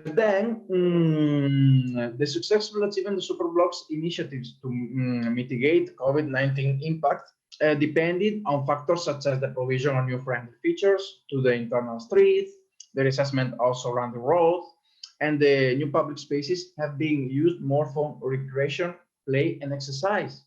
So as Superblock's unit became more desirable and welcome in place, some measures, such as the 2020 Catalan law on rent containment, paved the way for less accessible neighborhoods. And the gradual implementation of superblocks in the grid-shaped urban fabric of Barcelona raises some doubts about the application of this model in cities heavily congested by sprawl and weak regulatory frameworks in both the north and the south of the world. This would probably entail a different and great transformation than seen in the Spanish city.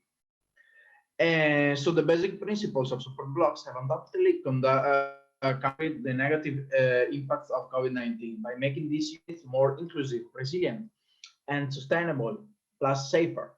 Barcelona Superblocks constitutes a valid example of how dense cities can be better embodied community, wellness, and resilience through redundancy, mixed use generations, and decentralization to help residents both satisfying their basic needs and living fuller and healthy lives. So thank you so much. And now I finished my presentation. If there are some questions, I'm here. Thank you, Federico. Please, questions. It's quite impressive how we move from one part of the world to another and from one scale, a global one, to more detailed scale of famous Barcelona blocks. Questions, please? Yeah, and now...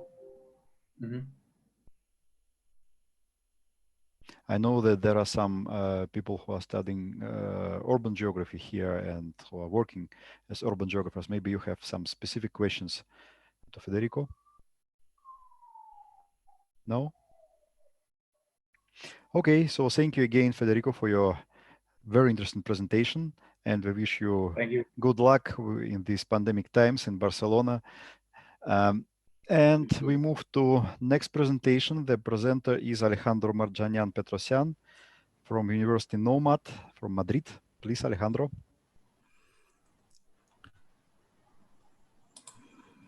Hello. Good afternoon, everybody. I'm going to just a moment, please.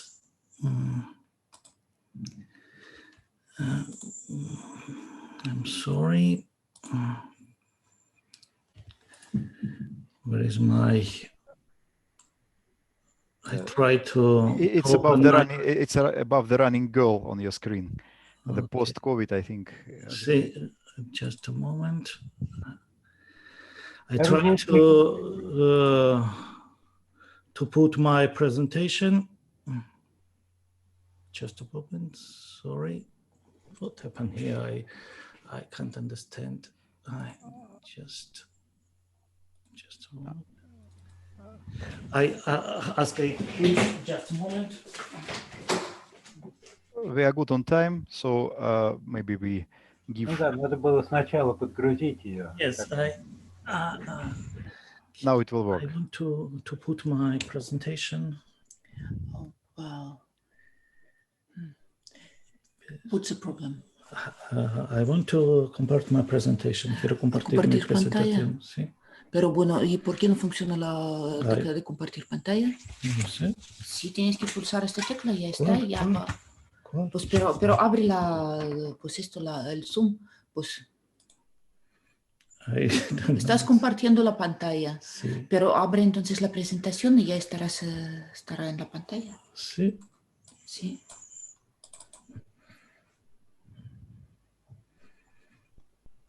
Perfect. Wonderful. Thank you very much. So, good afternoon, colleagues. Thank you very much to give me this opportunity to participate in this conference. I apologize this inconvenience. I'm very tired because I was traveling all during the night from Extremadura, from Technology Park of Extremadura. This is our client where we have many big European project together. And excuse me, please. Okay, let me introduce quickly. I'm Alejandro Mardjanian from Madrid State Autonomous University, and I'm a founder of first spin-off and with development context of digital innovation economy. We work like the bridge between university and other companies and Madrid region. You know that our country, Spain, is one of the most damaged from coronavirus. That's why perhaps it will be interesting to understand some conclusion what we have, some megatrends what we see detected during this time. Okay, one of the big problems what we have, it is the exorbitant growth of the public debt. Look, during last 100 years, we never have so big debt. And the trouble of this is that the public debt is not just an accounting entry. Debt is a serious problem to the structural deficit. And by the other hand, we have other trouble, more danger trouble. This debt, this money, what we accumulate in Spain is fundamentally unproductive. It does not generate growth or any real economic results. It used to pay current expenses of the state. This is a big problem. It accumulates over the time and functions as an extractive factor for the productive Spanish sectors. And in the future implies costs, deductions, and more taxes, and subtracts the competitiveness for the next generation. And I know that the greater of the imbalances in the current of administrative spending in the unproductive subsidies, that the greater in the negative and negative impact in the productive activity. And this translates into higher unemployment and lower growth.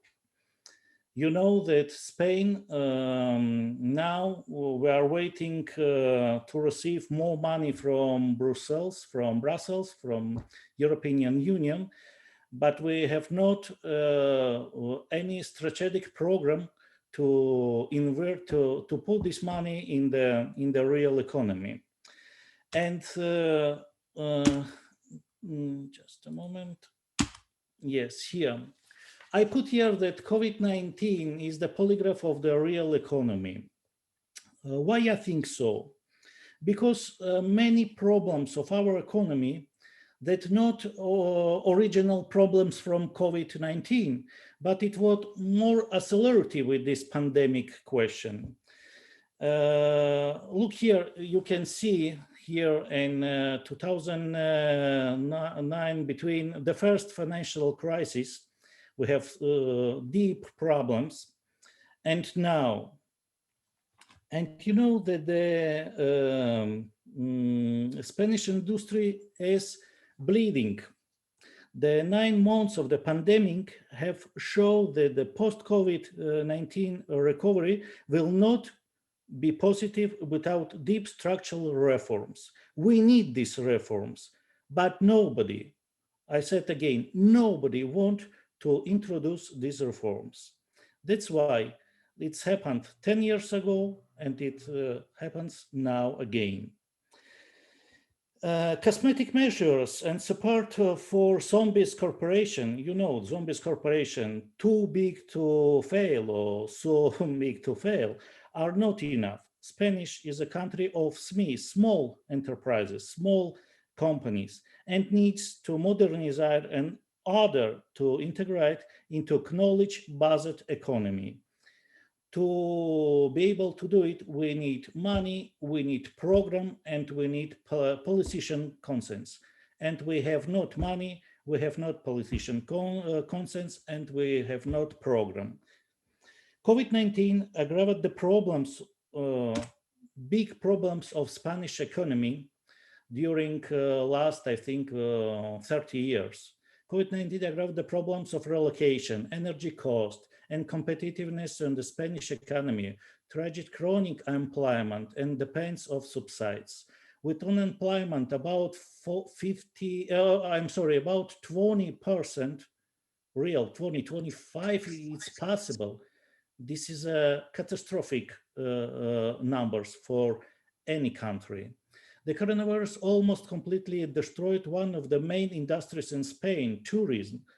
Can you see here the difference between last year, 2019, and 2020? The pandemic seriously convulsed the automotive components, aeronautical and aerospace sectors too. Sometimes when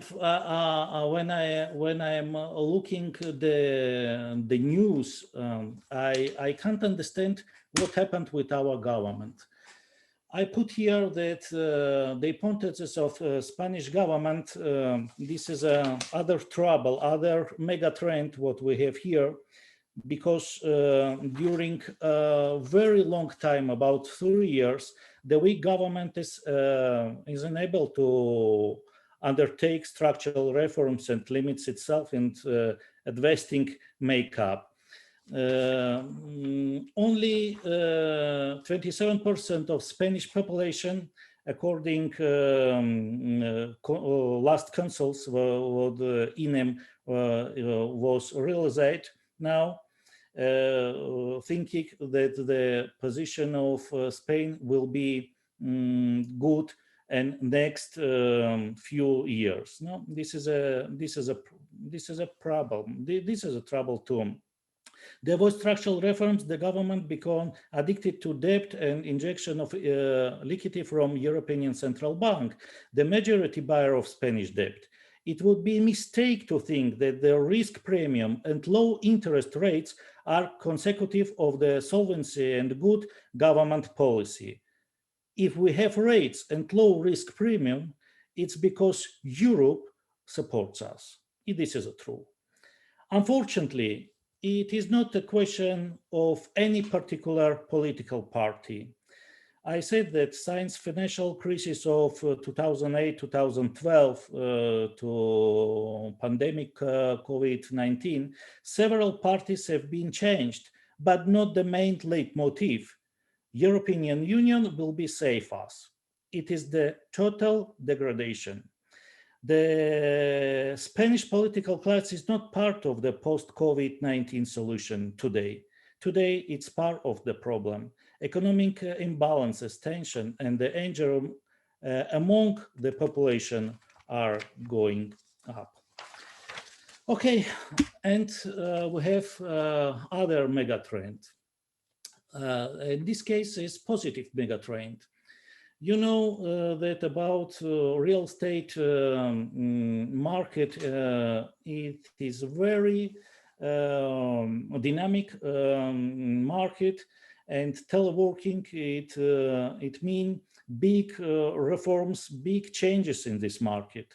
Look, you can see that 1 year ago, only 1 year ago, the prices in the big city like Madrid was going up, and the prices of the country outside of Madrid and dormitory cities were going down. But now the home is not longer a place where you can only rest, becoming the epicenter of many duty activities, such we are making online training, education, teleworking. That's why now many young people are looking to have more space, a lower price, and also greater social distance, and look outside of big cities. Outside of Madrid, we can find cheaper options, better mortgages, and demand is growing up solidly. I think it's very good. Lockdown has shown to working at home it's feasible, and most companies don't require the full-time presence of many employees in the offices. This change in corporate mentality will have a significant impact in the way we work in the future. The concept of the office are undergoing an impact transformation. From team workplaces, they becoming bloom shows, like showrooms for big enterprises.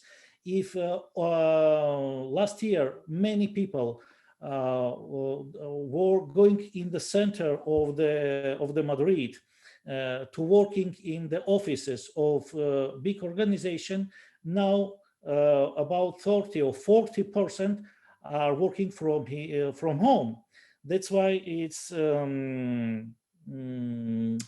main and strong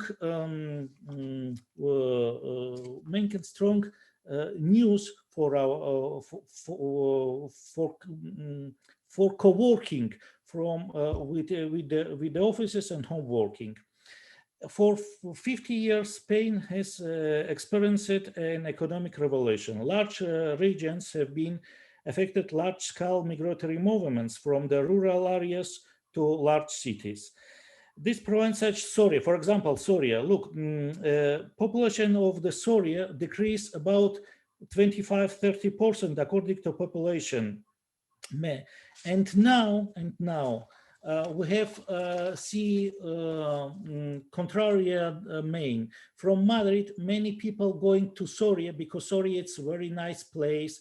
It's very cheaper, and with 5G and internet, there are no problem to working from home. And there are many people translating their private residence from Madrid to region, and it is a big opportunity to aid to empty Spain. Thanks to COVID-19, the options for rebirth empty Spain. Okay, and here we see that it's very good for environment too, because we have less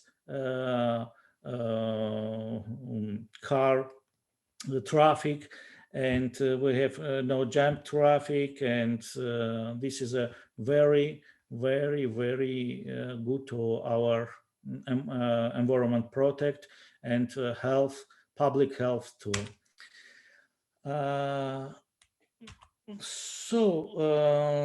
Some economists warn that the impact of a trend like this one can sink prices, have a negative impact on remains banks and people who live making retail business. But I don't see it this way. I believe that the knowledge and information economy will further promote the importance of quality relations. The future promote the cultural and the attractiveness of cities in the networks for exchange, collaboration, and cooperation. The importance of the big city will be important again, but because they attract the most people who come together, and their force and talents, they can share talents and looking for other way to have cultural life in the city.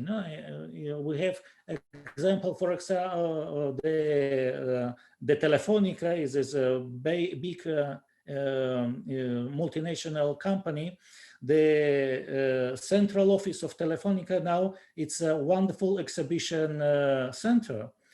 And many people from Telefonica works in Home Affairs and other little offices outside of Madrid.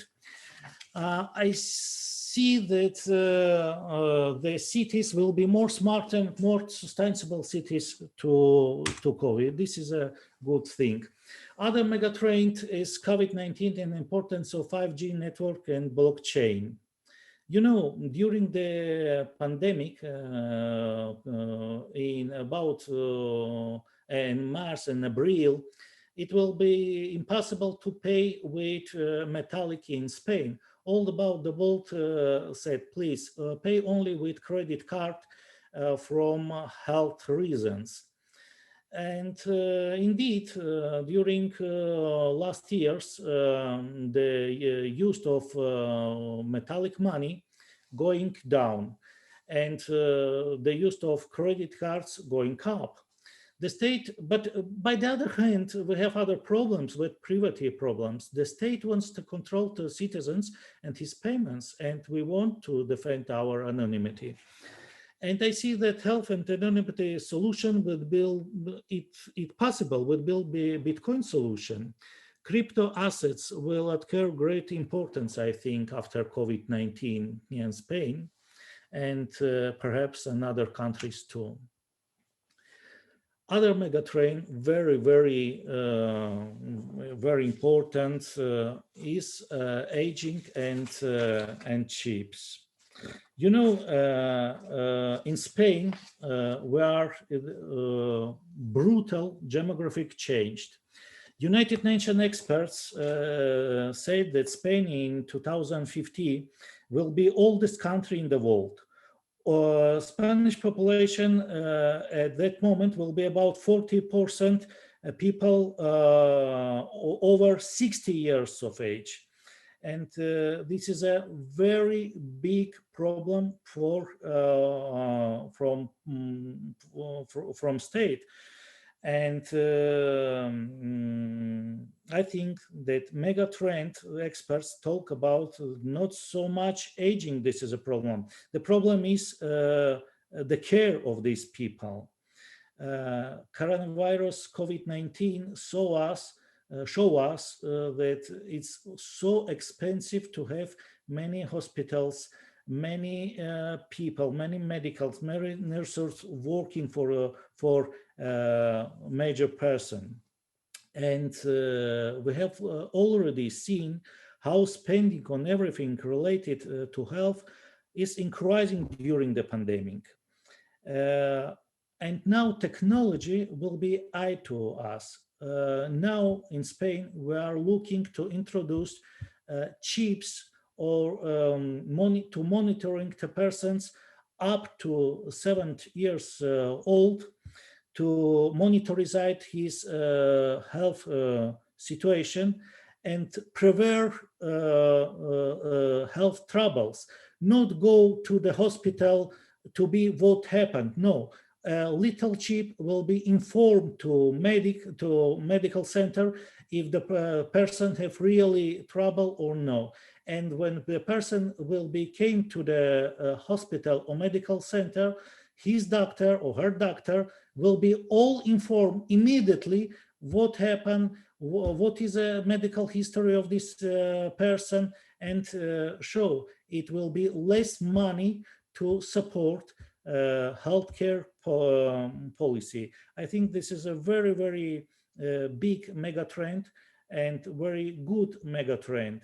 I think that technology will be growth in the social area like this this example too.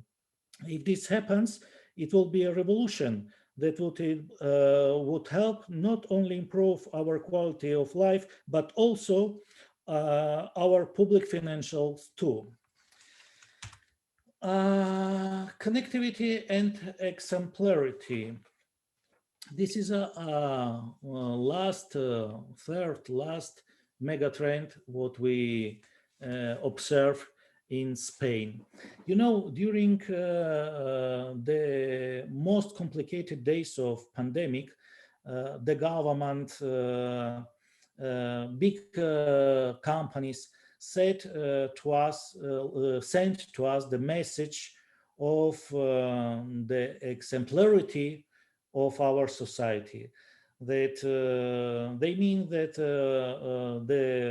nobody can guarantee our security, and every person must to do everything what he can or she can to aid to other, to society in general, to be safe.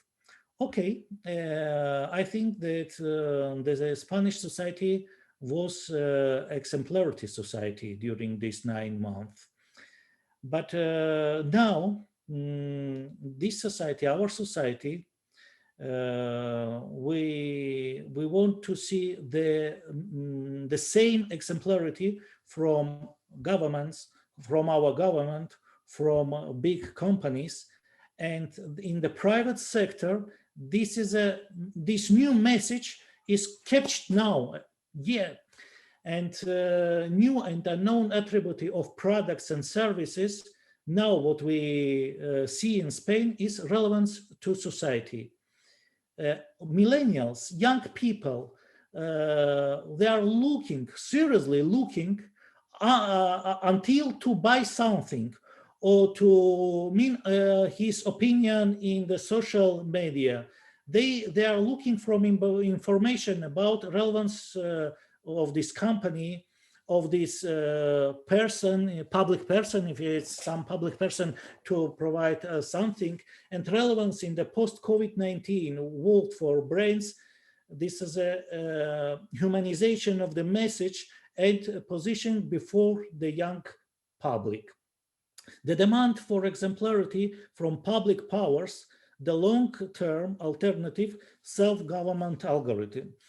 It's perhaps now it means like fiction, like something impossible, but really many people at our university are asking and are speaking why we have to accept the sometimes corrupt government, sometimes unable to do something what the society need. It probably to use some algorithm it will be better in the future. Okay, this is a very long-term alternative, but it means that the society after COVID-19 in Spain is changing. The main motor of this change is our young people. And these three megatrends, negative megatrends and positive megatrends, from my point of view, if I must to select to tell you from my point of view, which is the most important. Okay, I said you that between all negative trends, the most danger, I said that double trouble is a very, very big debt of Spanish government. Yes, it's really, we can accumulate so big debt, unproductive debt, and used it only to pay current cost of our country. This is a catastrophic policy. And the changed megatrend, good megatrend, fantastic megatrend, I think it's two. To use technology to change healthcare industry, it's fantastic, because with so older people in our country, it will be enabled to pay healthcare for all with old rules. we need to introduce technology to aid to maintain a good level of life. And the very important change post-COVID-19, this is a change of mentality of young people to see new humanism message in the commercial world too. It's something very, very positive. I think this is this will be a great impact in the future of economic development here in Spain, perhaps, and Europe too. Okay, there are conclude my 20 minutes. Thank a lot for listening my my presentation. And again, I apologize to some inconvenience to start this presentation. If somebody have some question, you can ask me or send one email, and I will be happy to contact with you. Thank you so much. Thank you very much. Gracias, Alejandro. Unfortunately, there is no time for oral questions, but chat is open and you also provided us your email. Okay. But we need to move to our next presentation, which will be presented by Boris Portnov and Yosi Borochov from University of Haifa, Israel. So we move to another foreign country. Okay, thank you. Good morning, everyone. I hope you hear me and then be able to see my presentation very soon. Wait a second, I want to show it for entire screen and I hope you see it and you can hear me, otherwise it will be all futile. Let me start before I present this topic. With a few words, not really related to this. Let's start with bad news. I am not an expert on COVID and I do not research the issue actually because other people do. I don't like to do what other people do. So then when Alexander contacted me and my first intention was to say no, but then I recall that we have recently developed a model which could possibly be used to estimate the effect of this epidemic. So I was curious about the possibility of using this model. So what I will be talking in my presentation will be about another wave of not COVID or something which might be coming after this epidemic is down, will be eventually over, I hope, or everyone will get sick or get vaccinated and become immune. But basically it will be over. But another wave is coming, which is probably related directly to economic change. And what's happened during pandemic in many countries, mortgages are frozen. So people don't pay mortgages, but it's not, I mean, temporarily. It means that we'll simply delay that debt. And what might happen as a result of this, people have no money to pay their mortgages at all. So it might end up in mass default, and it might undermine economic stability of many countries. So that we wanted to check what might happen in Israel, and we tried to use a model we previously developed of mortgage arrears to see how this scale of default arrears may respond to COVID pandemic. So let's start. That's a paper which has been published recently in the journal Real Estate Research, and its main focus was to developing model which would estimate the effect of different factors on mortgage area risk. So default or not default. So what's happened actually to mortgage, what might affect it. So we use this model as a basis for this presentation and estimated different scenarios, and you will see what might happen based on the assessments of this model. But let's start with, of course, as mortgage. What mortgage? We hate mortgages, so everyone hates them, but cannot live without them. Its origin, etiological origin, it's from Latin, because it's something mortus and or mort in Old French, and mortgage is actually promise. So basically what you get, gage is promise. So it's kind of death pledge, or it means that you pay your mortgage to till your death, or you have to pay it under any circumstances. So it's the meaning of mortgage. So loan which requires all efforts from you to be paid. And let's see, I need to figure out. See how the residential mortgage, how big is the residential mortgage market in different countries. I summarize something. In Euro area, it's about 44% of gross domestic product. In United States, it was much higher, about 60, 62%, 69%, even 80% back in 2008 before the major crisis. In Russia, if you look at data, and share of mortgages is still very small, about 4 to 6%, but it's growing rather rapidly. So people start to borrow money from the bank to buy houses. So it's kind of significant contribution to national budget. And if this if a segment of a national economy collapses, it will send very serious waves to different sectors of economy. So it's not a hypothetical observation, it's what actually happened in 2008, 2009 in the United States and then in Europe, because as everything started with mortgage market, people stopped paying mortgages, and it was a serious damage to the economy as a whole. Let's sort, before I continue to the model we want to present, let's set this definition of, there's different terms which people use when they try to define what's happened if a person stops paying his mortgage obligation. In UK, normally they call it arrears, so it's like a delay in payments. In United States, they more commonly use the terms default or delinquency.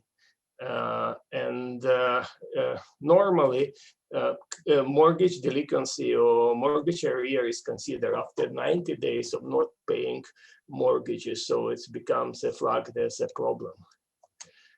So we will use in our study the same definition. It's 3 months of non-payments, and we use universally the term mortgage arrears, which is MA for our for our purposes. What we know about what can cause a person to stop paying mortgage? But of course, you know, the most important issue in the United States was the practice of non-recourse mortgage. So for those who are not involved to understand what it means, non-recourse, then you take a loan from the bank and then you see, okay, and it's not worthwhile for you to pay, you return the property to the bank and then no obligations for you. So it's non-recourse. And when people see that value of their property going down and the property become under, the value of property become less than actual mortgage, then might return it to the bank. So it was a serious issue in the United States because people were allowed to return their property to the bank when they see their mortgage value was higher than property value. Of course, as life course event, when you get ill or get divorced, or you're unemployed, then it seriously increase your chances to default on mortgage.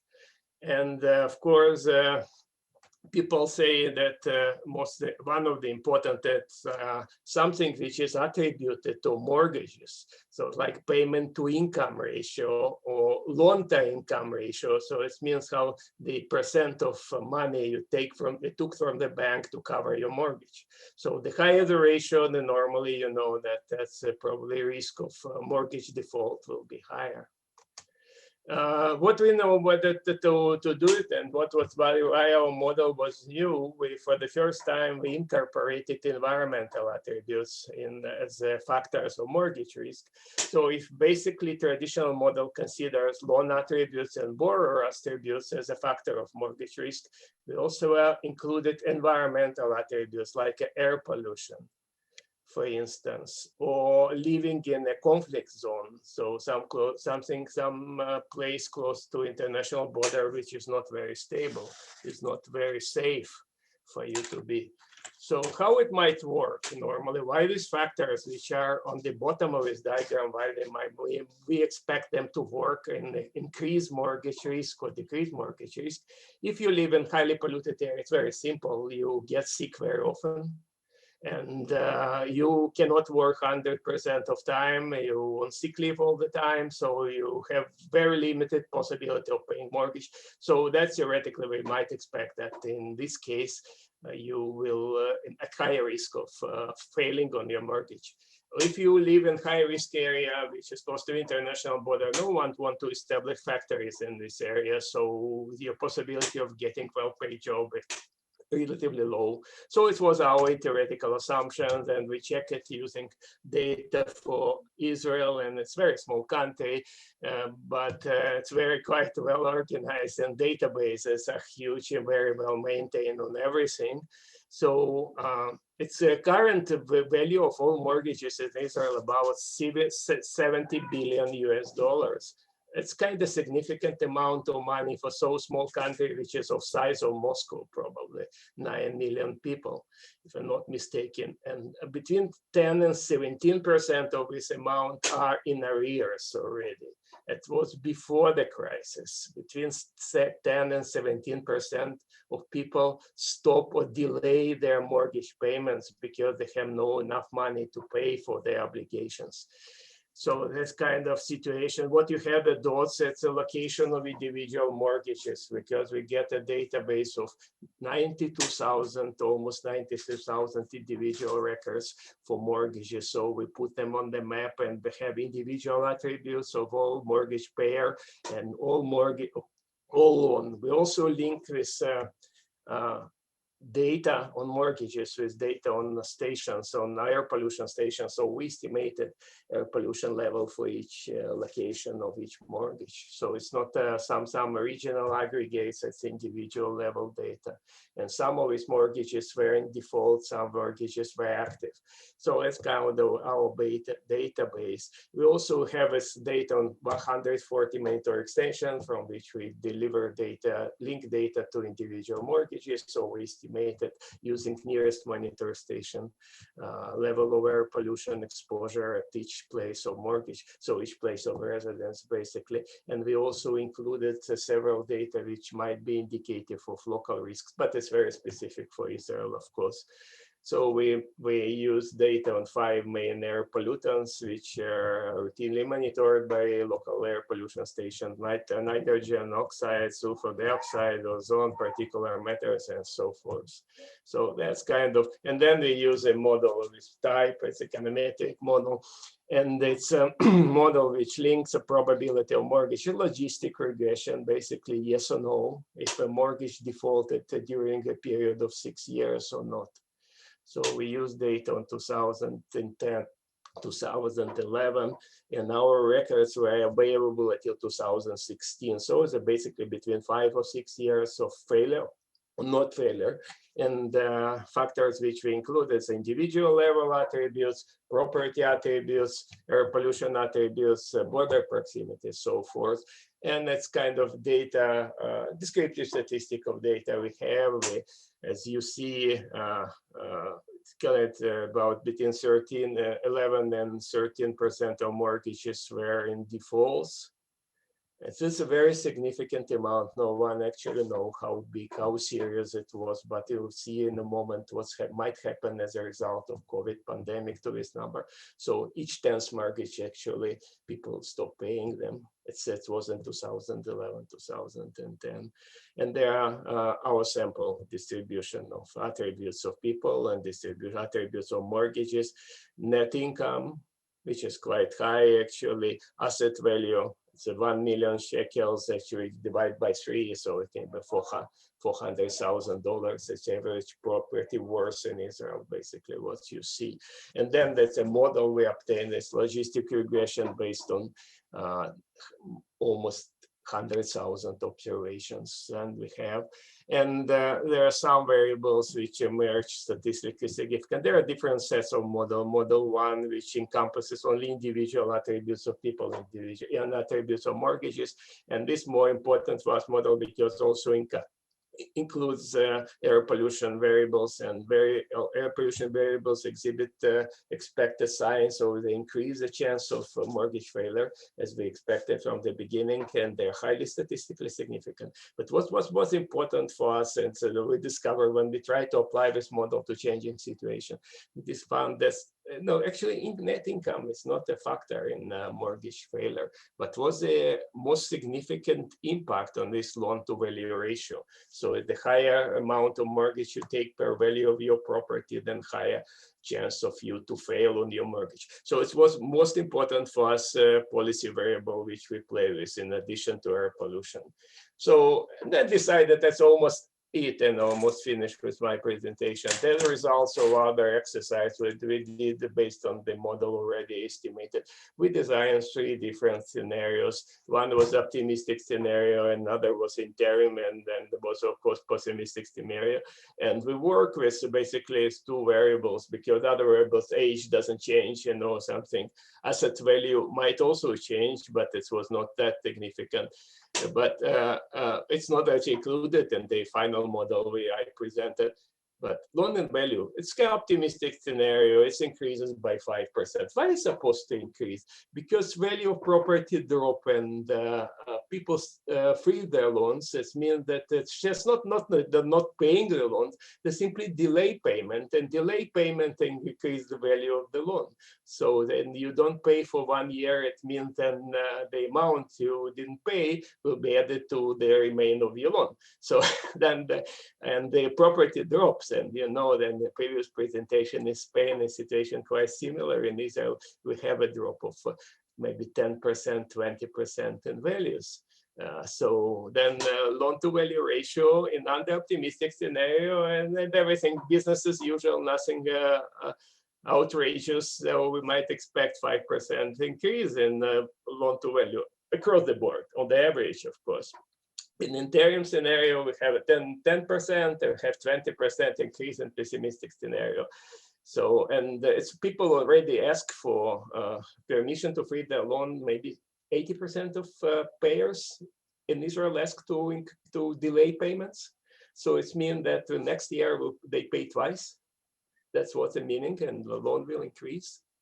And then air pollution. Air pollution, we consider something like 15% decrease in air pollution in optimistic scenario, because people travel less and use less cars. And I don't remember actually when I filled my car last time, maybe 1 month ago, because I don't have to travel anywhere and I teach from home.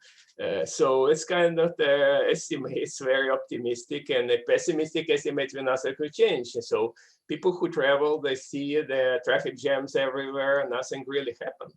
So that's what's happened at risk. And reference value, that's something which already happens. And during the period over which the model is estimated, it's 12% of risk of mortgage failure. Under optimistic scenario, it might increase to about 20%.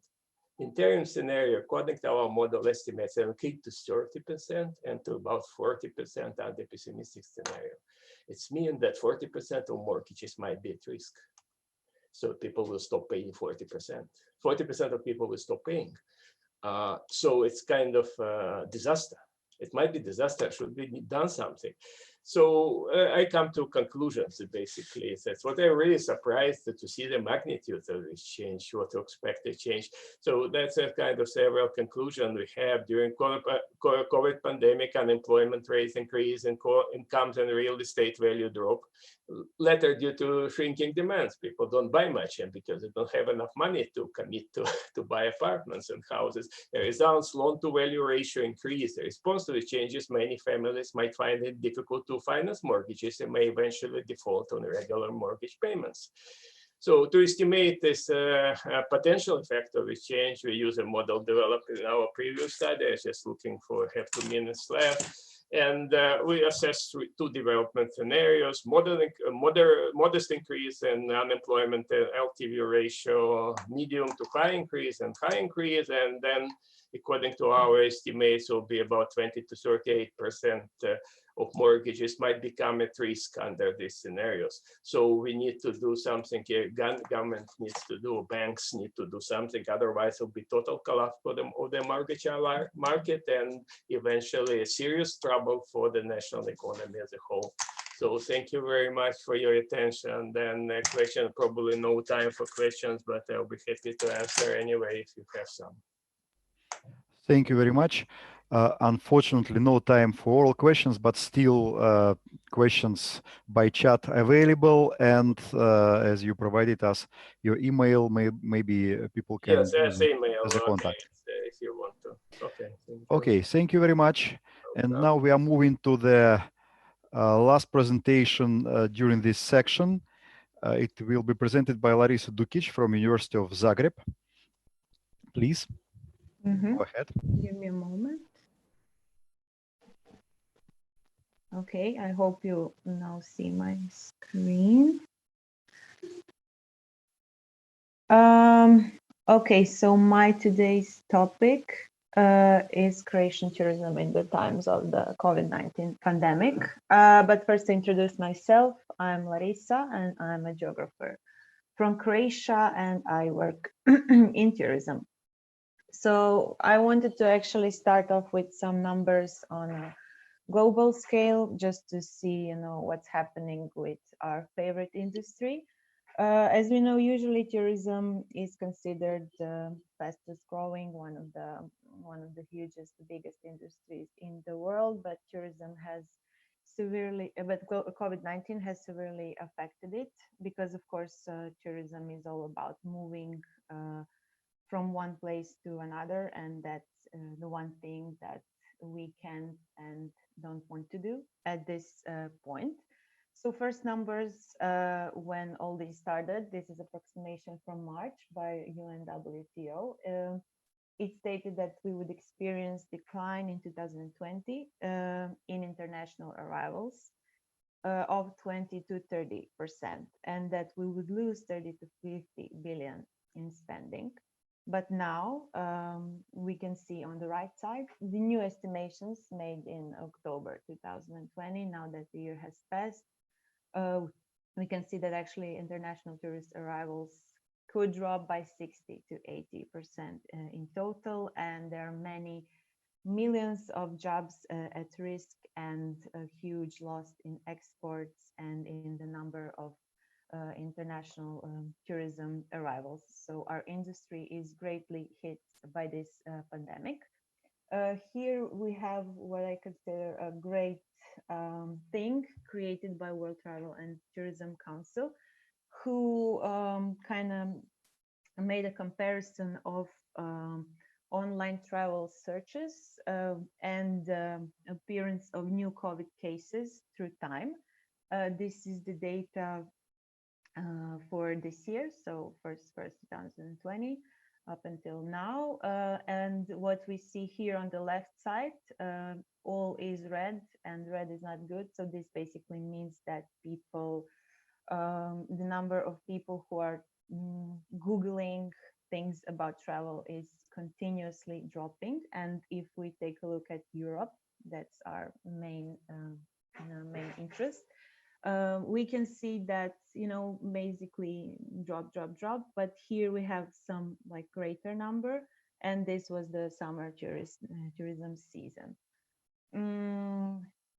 Then if we look at some numbers for Europe, now we know that our international tourism is down 68%. On this chart, we see data by country, by European countries. So all European countries experienced a decline in tourism numbers, and Croatia is here on the 6th place, meaning it went okay if we look at the whole European context. For example, Spain is here. I'm speaking about Spain because we heard a lot about it today. So what's the situation in Croatia? Croatia is a country which is usually highly dependent on tourism. tourism accounts for 20% of GDP indirectly, and the total direct employment is 6.6%. So tourism is of high importance for Croatia. It's our #1 thing. And on the right, we can see a chart showing GDP and tourism revenues, where we can see, how much money that is, but also can see that most money we gain from tourism is in the this summer season, which this year, when we were coping with COVID, was our main concern, like, will we survive this tourism summer season or not? So what happened? What happened this year, if we take a look at 2019 and 2020 data for tourist arrivals and the arrivals and overnights by foreign and domestic visitors, we basically see drop. So our numbers dropped by 50%. And of course, greater hit is here in the foreign visitors. That's according to also trends for Europe and the world, because international travel basically stopped for a while. But here on the right, we can see an interesting thing, and this is that in July, this period, July, August, September, this is the summer season, tourist arrivals by domestic visitors actually increased. And this is due to the fact that prices severely dropped.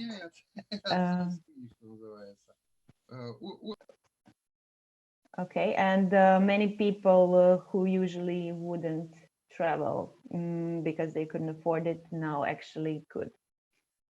And we also see that this fall is in domestic is not as high as the one in foreign visitation.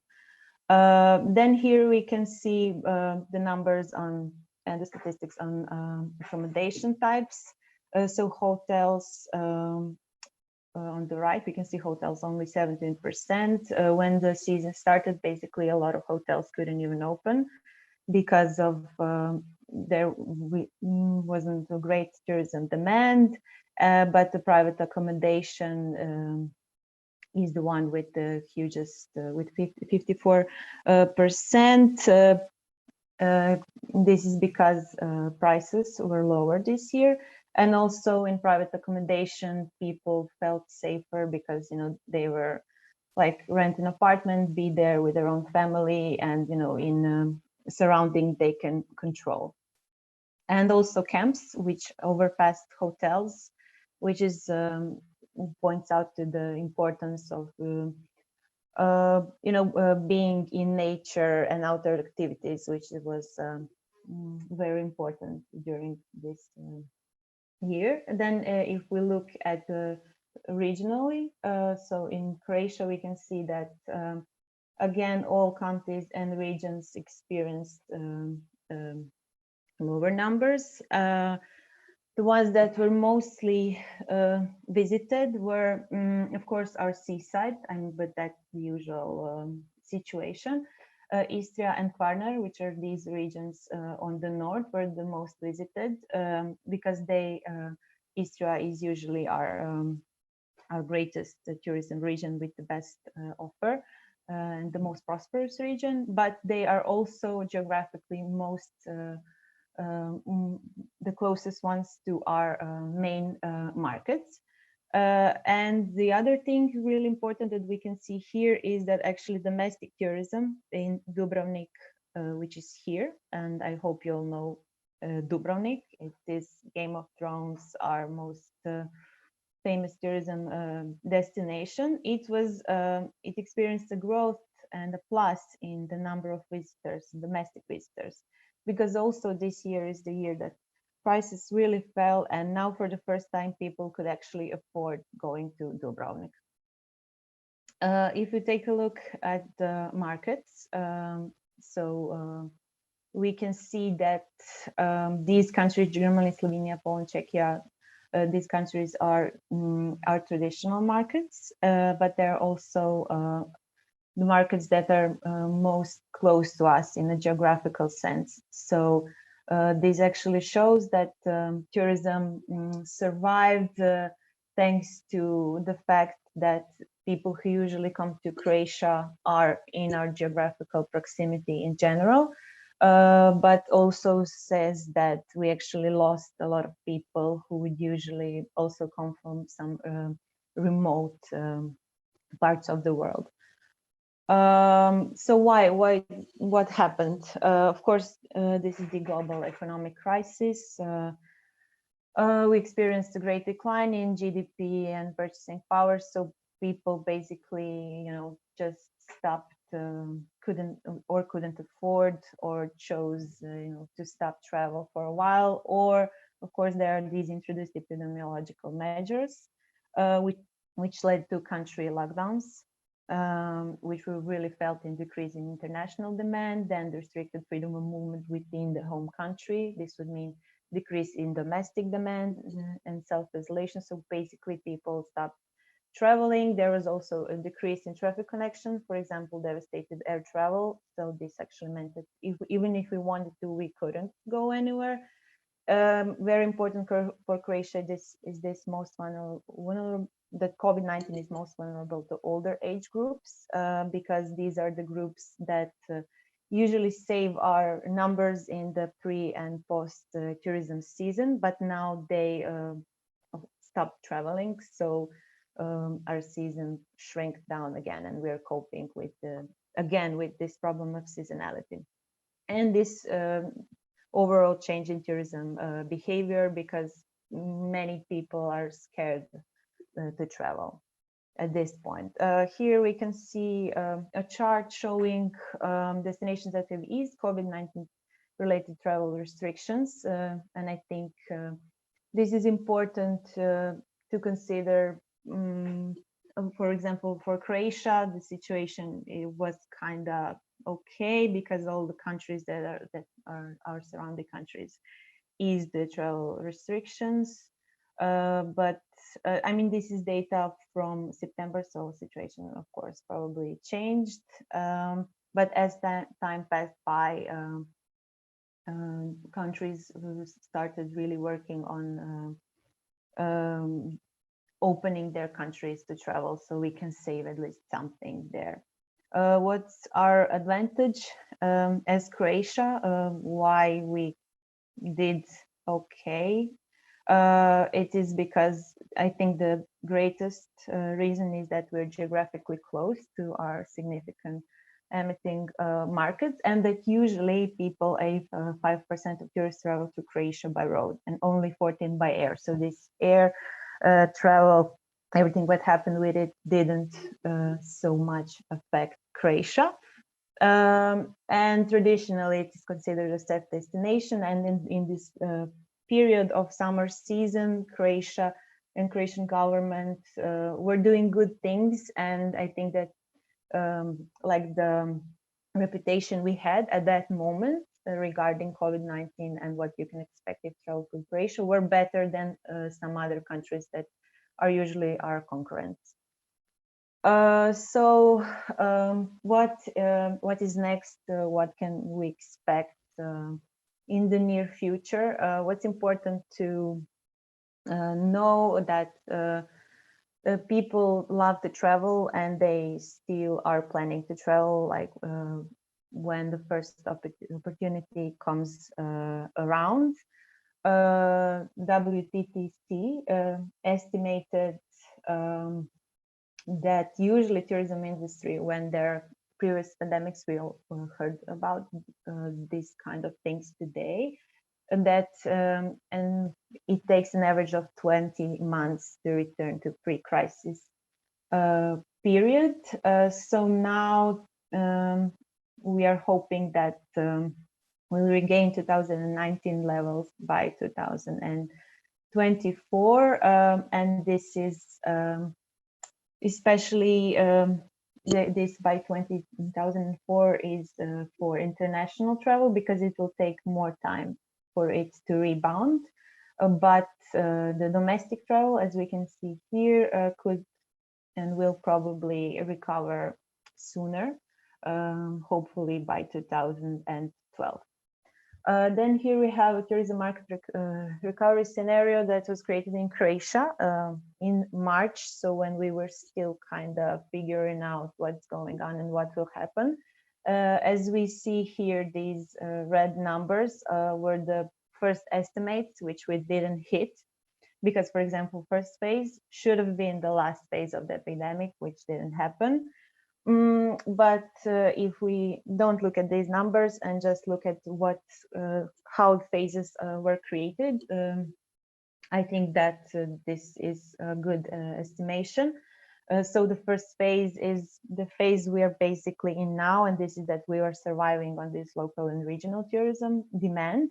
And our tourism product is mostly the one, you know, that provides safety outdoors, social distancing, like nature, nautical tourism, rural tourism, etc. Then the second phase we should approach when basic preconditions for the smooth provision of tourism services, like reopening the borders or establishing a regular air, will happen. And then we will have intense competition that we will have to cope with. Meaning, you know, all these countries that kind of have the similar product will all, you know, strive to, of course, gain tourists. Then the third phase would be when our emitting markets recover. And the fourth is when there is no more danger related to COVID-19. But can we expect a simple return to the old, or should we prepare for a pandemic-driven change? I think that this pandemic showed many things, and that some things will definitely change. Some things here were already mentioned, mostly by our colleagues from Spain. So there's this attitude towards space. So there will be the need for social distancing that won't wash off so soon, I think. So we will have to redefine spatial standards and space design.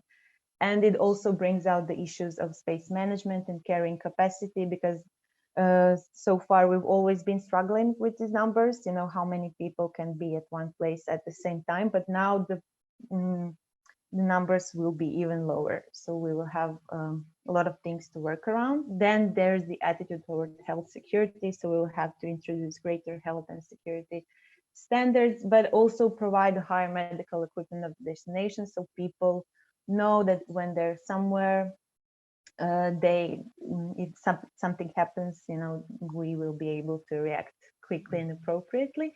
Then there's this attitude toward the environment, which was already mentioned in great sense. And I think it's really important because this pandemic showed us how actually these destinations look like when there are no tourists. For example, there was a lot of pictures from Venice or from our Dubrovnik with empty streets and just in nature regenerating. And these are the things that now everyone has seen. So they will probably, you know, be greater need for them, for these things to change.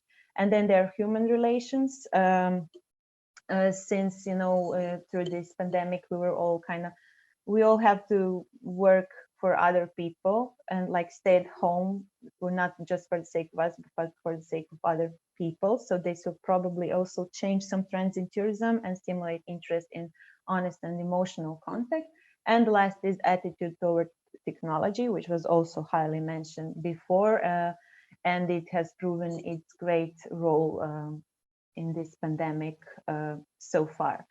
And for conclusion, I would say that we have to look at all these things and bad and small numbers and all the things that happened as an opportunity to actually reset tourism policies and to think more sustainably, because this pandemic really showed to the whole world some problems that only a few of us kind of coped on a daily basis when working in tourism. Okay, that's it. Thank you very much. Thank you very much, Larisa. I have a question, and we still have a couple of minutes for this. By now, how is Croatia on this fragmented map of Europe? Because we know that some countries are banned for travel, another one open. Croatia in summer was benefited because you didn't close the borders. But now the Croatians allowed to travel to other European countries, and vice versa. Do you accept all the people from Schengen zone? Yeah, so basically situation changes from day to day.